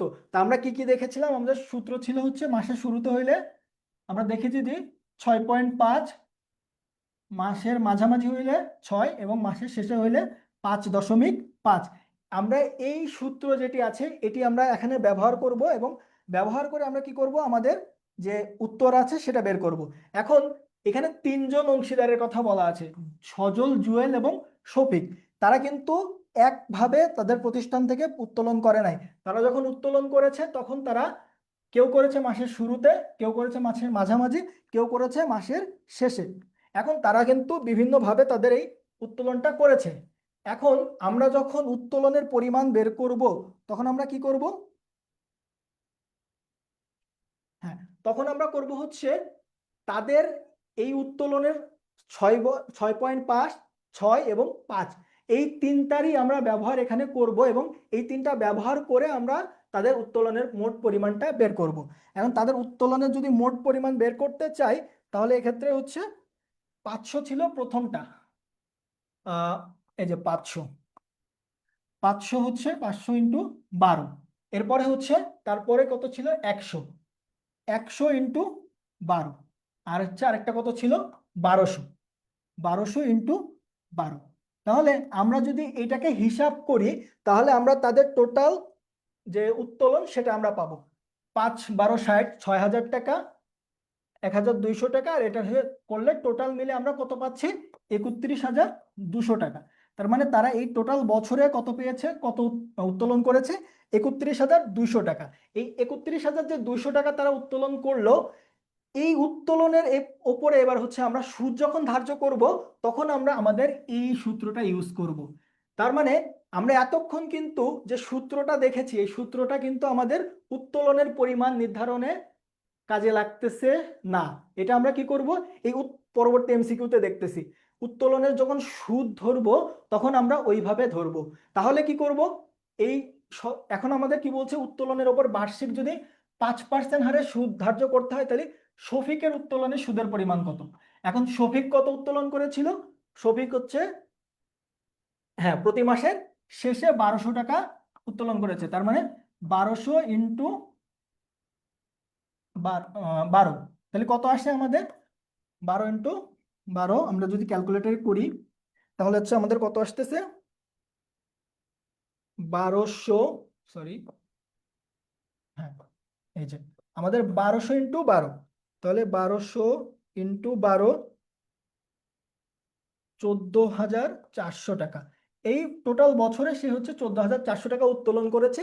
এর উপরে কত পার্সেন্ট হারে সুদ, 5% হারে সুদ যদি করি, 14000 × 0.05, 720 টাকা আসে। এখন এই 720 টাকাটা হচ্ছে পুরো 12 মাসের সুদ। এখন আমি কি বলেছিলাম, শফিক কি করেছে, প্রতি মাসের শেষ তারিখে, তাহলে শেষ তারিখে যদি উত্তোলন করে তাহলে আমরা কি বলেছি যে 5.5 মাসের জন্য আমরা হিসাব করব। তাহলে হচ্ছে আমরা কি করব, 720 কে 12 দিয়ে ভাগ করব ইন্টু 5.5 দিয়ে গুণ করব, তাহলে আমাদের অ্যান্সার আসবে কত? 330। আমাদের অ্যান্সার কত আসতেছে? 330। এটা হচ্ছে এই অ্যান্সার। ঠিক আছে, তাহলে আমরা কি দেখলাম এতক্ষণ পর্যন্ত? যে আমরা প্রথমে দেখার চেষ্টা করেছি যে এই ম্যাথটা যখন শুরু করেছি আমরা কিছু জিনিস মনে রাখার চেষ্টা করেছি যে বছরের শুরুতে যদি হয়, মাসের শুরুতে যদি কেউ উত্তোলন করে, তার উত্তোলনের উপরে আমরা 6.5% হারে সুদ প্রদান করব। বছরের মাঝামাঝি সময়ে যদি উত্তোলন করে তাহলে হচ্ছে 6 মাসের জন্য তার উত্তোলনের সুদ দেব, এবং বছরের শেষে যদি উত্তোলন করে তাহলে আমরা 5.5% হারে সুদ প্রদান করব। তো তিনজনই হচ্ছে 12 মাসে তারা হচ্ছে উত্তোলন করেছে, প্রত্যেকেই হচ্ছে আহ পুরো বছরের জন্য উত্তোলন করেছে, এই জন্য প্রত্যেকের সাথে হচ্ছে 12 দিয়ে গুণ করেছি, করে টোটাল আমরা কত পেয়েছি? 31,200 টাকা। এটা হচ্ছে তাদের টোটাল উত্তোলন। এখন তাদের যে উত্তোলনের উপরে যে সুদটা ধার্য করা হয়েছে সেটা তো আমরা কিভাবে পাবো? সেটা ক্ষেত্রে আমরা কি করব, তাদের যে উত্তোলনটা আছে এটার সাথে আমরা সুদের হারটা গুণ করব, করে এই পুরোটাকে আমরা কিন্তু সুদ হিসাবে ধরবো না। রেদার আমরা কি করব, এই যে সূত্র ছিল যে আমরা কি 6.5 মাস নাকি 5.5 মাস নাকি 6 মাসের উত্তোলনের সুদ ধরবো, সেটা আমাদের বলা ছিল যে মাসের শুরুতে নাকি মাসের শেষে নাকি মাসের মাঝামাঝিতে। ওকে, এজন্য আমরা এটা দেখলাম যেহেতু মাসের শেষে, তাই আমরা 5.5% হারে সুদ ধার্য করব। ওকে, এটা আমরা বলে ফেলেছি অলরেডি। লাস্ট প্রশ্ন, না আরো দুটো আছে। কোম্পানি শেয়ার ইস্যু করা কোনটা, কোন হারে? অবহারে, সমহারে, অধিহারে। এটা আমরা একটু আগে দেখেছি, তার মানে এটার অ্যান্সার হচ্ছে সবগুলা। এরপরে কি, পদ্মা কোম্পানি লিমিটেড প্রতিটি 10 টাকা মূল্যের 5,000 শেয়ার অনুমোদিত মূলধন নিয়ে নিবন্ধিত হয়। তার মানে টোটাল 5 লাখ শেয়ার, প্রত্যেকটার মূল্য হচ্ছে 10 টাকা করে। কোম্পানি 10% বার্তায় 70% শেয়ার বিক্রয়ের জন্য ইস্যু করে। এখন তার কোম্পানির শেয়ার আছে হচ্ছে 5 লাখ টাকা। এই 5 লাখ টাকার 70% তারা ইস্যু করেছে, তাহলে 5 লাখ টাকার 70% হচ্ছে 5×7=35, 3,50,000 টাকা। 3,50,000টি শেয়ার তারা ইস্যু করেছে। এই 3,50,000 টাকা, 50,000টি শেয়ার তারা কত টাকা দরে ইস্যু করেছে? 10 টাকা। তাহলে টোটাল তাদের মূলধন কত? 35 লক্ষ টাকা। এই 35 লক্ষ টাকা তাদের মূলধন। তারা যে ইস্যু করেছে, এই ইস্যু করার ক্ষেত্রে তারা আবার 10% বাটা দিয়েছে। তাহলে যদি আমরা এখান থেকে 10% কাটি তাহলে আমাদের কত আসবে? আমাদের 3,50,000 টাকা টোটাল আমরা বাটা পাবো। তাহলে আমাদের বাটার পরিমাণ কত আসতেছে? 3,50,000 টাকা। ওকে, তাহলে এটা হচ্ছে আমাদের রাইট অ্যান্সার। তো আমরা হচ্ছে বাটা পর্যন্ত চলে গিয়েছি। যাই হোক, আমাদের অ্যান্সার ছিল কি, আমাদেরকে যে চেয়েছিল যে ইস্যুকৃত শেয়ারের সংখ্যা কত, এই বাটার অ্যান্সারটা আমরা এবার পরবর্তীতে পাবো। এই যে বলছে শেয়ার অবহারের পরিমাণ কত, শেয়ার অবহারের পরিমাণ হচ্ছে 3,50,000 টাকা। তার মানে আমরা যদি 35 লক্ষ টাকার শেয়ার ইস্যু করি, আমরা 35 লক্ষ টাকা পুরোটাই পাবো না, এর থেকে 3,50,000 আমার হচ্ছে শেয়ার অবহার হিসেবে কমে যাবে, যার কারণে হচ্ছে আমাদের এই 35 লক্ষ টাকা পুরোটাই আমরা হচ্ছে পাবো না। তার থেকে 3,50,000 টাকা কমে গেলে আমাদের যেটা থাকবে ওইটা আমরা পাবো, এবং বাকি 3,50,000 আমাদের অলিক সম্পদ হিসেবে কোথায় চলে যাবে? সম্পদের মধ্যে চলে যাবে। ওকে, এই যে আরেকটা প্রশ্ন আছে, বলছে 10 টাকা মূল্যের 50,000 শেয়ার নিয়ে নিবন্ধিত হলো, প্রতিটি শেয়ার 11 টাকা দরে 40,000 শেয়ার বিক্রয়ের উদ্দেশ্যে বলা হলো 30,000। এই যে আমি বলেছিলাম যে যেটা আমরা ইস্যু করব তার চেয়ে কম আবেদন পড়তে পারে, যখন কম আবেদন পড়বে, যতটুকুর জন্য আবেদন পড়বে আমরা ঠিক ততটুকু ইস্যু করব। তাহলে 30,000 আবেদন পড়েছে, 30,000 প্রতিটা 10 টাকা করে যদি হয় তাহলে হচ্ছে 3 লক্ষ টাকা আমরা টোটাল বিলিকৃত মূলধন আমরা কালেক্ট করতে পারবো। ওকে, কোম্পানির শেয়ার অধিহার কত আমরা দেখেছি যে এই যে প্রতিটা শেয়ার 11 টাকা করে। এখন এখানে কিছু বলা নেই, আমরা যদি কিছু বলা না থাকে ধরে নিব শেয়ারের মূল্য হচ্ছে 10 টাকা করে। নর্মালি শেয়ারের মূল্য 10 টাকা করে, যদি কিছু বলা না থাকে, এই যে এখানে বলা আছে যে শেয়ারের মূল্য হচ্ছে 10 টাকা, কিন্তু আমরা ইস্যু করেছি 11 টাকায়, তাহলে 1 টাকা আমরা বেশি করে করেছি। এখন আমরা টোটাল শেয়ার ইস্যু করেছি কত? 30,000। তাহলে প্রত্যেকটাতে যদি 1 টাকা করে অধিহার ধরি তাহলে আমার টোটাল অধিহার কালেক্ট হয়েছে কত? 30,000 টাকা। ওকে, এটা রাইট অ্যান্সার। এরপরে এখানে আমরা হচ্ছে আমাদের এমসিকিউ এর পার্ট আজকের মতো এখানে শেষ। এখানে আমরা কি করেছি, আপনাদের জন্য কিছু সিকিউ রেখেছি যেগুলো প্র্যাকটিস করলে আপনারা মোটামুটি একটা গোছালো প্রিপারেশন নিতে পারবেন। সেই এমসিকিউ গুলো এখানে দেওয়া আছে। এমসিকিউ গুলো কি কি, এমসিকিউ সরি সেই সিকিউ গুলো এখানে দেওয়া আছে। সিকিউ হচ্ছে এই প্রথমটি হচ্ছে আমাদের অংশীদারি ব্যবসার প্রতিষ্ঠানের ওপরে। এখানে কি কি চাচ্ছে, অংশীদারের উত্তোলনের সুদের পরিমাণ, যেটা আমরা হচ্ছে একটু আগে সূত্র দেখেছি। বছরের শুরুতে হলে 6.5, বছরের মাঝামাঝি হলে 6, বছরের শেষে হলে 5.5। অংশীদারগণের লাভ লোকসান আবন্টন হিসাব প্রস্তুত করতে হবে এবং সর্বশেষ অংশীদারদের মধ্যে যারা দুইজন আছে ইমন এবং খালেদের চলতি হিসাব প্রস্তুত করতে হবে, যেখানে ইমন মুনাফা থেকে 20,800 টাকা পাচ্ছে এবং খালেদ কত পাচ্ছে, 15,600 টাকা। পরবর্তীটাতে কি বলা হচ্ছে, এখানে উত্তোলনের সুদ ক নম্বরে, খ নম্বরে হচ্ছে লাভ লোকসান আবন্টন হিসাব, এবং গ নম্বরে কি চাচ্ছে, আসিয়া এবং সোনিয়ার মূলধন হিসাব প্রস্তুত করো। এর পরের প্রশ্নটা হচ্ছে শেয়ার মূলধনের উপরে, যেখানে হচ্ছে জমির ক্রয় মূল্য নির্ণয় করতে হবে ক নম্বরে। যেটা হচ্ছে জমি ক্রয়ের সাথে আরো কিছু জিনিস থাকে, সেটা অ্যাড করে আমরা করব। এরপরে কোম্পানির হিসাব বইতে প্রয়োজনীয় জাবেদা দাখিলা দিব। এটা আমরা জাবেদা দাখিলা যখন দিব তখন হচ্ছে জমি ক্রয়ের জাবেদা দাখিলা দিব এবং হচ্ছে শেয়ার ক্রয়ের জাবেদা দাখিলাও দিব। এরপরে ব্যাংক হিসাব এবং শেয়ার অধিকার হিসাব মানে খতিয়ান প্রস্তুত করতে হবে। দেন হচ্ছে আমাদের আরেকটা সিকিউ কি বলছে, মোট অবহারের পরিমাণ, মানে আমরা ঠিক কত কমে শেয়ার ইস্যু করেছি। এরপরে খ নম্বরে কি বলছে, কোম্পানির বইতে প্রয়োজনীয় জাবেদা দাখিলা দাও এবং আর্থিক অবস্থার বিবরণী প্রস্তুত করো। এখানে হচ্ছে আর্থিক বিবরণী থেকে আরো প্রশ্ন আছে, প্রদেয় লভ্যাংশের পরিমাণ, তারপরে হচ্ছে নিট আয়ের পরিমাণ এবং সংরক্ষিত আয় বিবরণী প্রস্তুত করতে হবে। এবং এখানে কি বলছে, নিট বিক্রয়, রক্ষিত আয় বিবরণী এবং আর্থিক অবস্থার বিবরণীর দায় এবং মালিকানা সত্ত্বের পাশ, তার মানে এখানে সম্পদের পাশ না করলেও হবে। তো এই সিকিউ গুলো যদি প্র্যাকটিস করা যায় মোটামুটি আলহামদুলিল্লাহ কমন পাওয়া যাবে এবং একটা একটা লেভেলে আপনাদের প্রস্তুতিটা সম্পন্ন হবে বলে আশা করতেছি। তো আমি সিকিউ গুলো আরো আরো একবার আগে থেকে যাই। হ্যাঁ, এই যে এখানে বলছে, এই যে এই দুটা হচ্ছে অংশীদারি, তারপরে হচ্ছে বাকি চারটা হচ্ছে যৌথ মূলধনী নিয়ে। ঠিক আছে, তো এতটুকুই ছিল আপনাদের সাথে ক্লাস। দেখা হবে পরবর্তীতে। আজকের মতো এখানেই শেষ। আপনারা চাইলে এই সিকিউ গুলো প্র্যাকটিস করতে পারেন এবং কোনো কনফিউশন থাকলে আমাদের স্কুল অফ এক্সেলেন্সের পেজে জানাতে পারেন। সকলকে ধন্যবাদ। আজকের মতো আমাদের ক্লাস এখানেই শেষ হচ্ছে।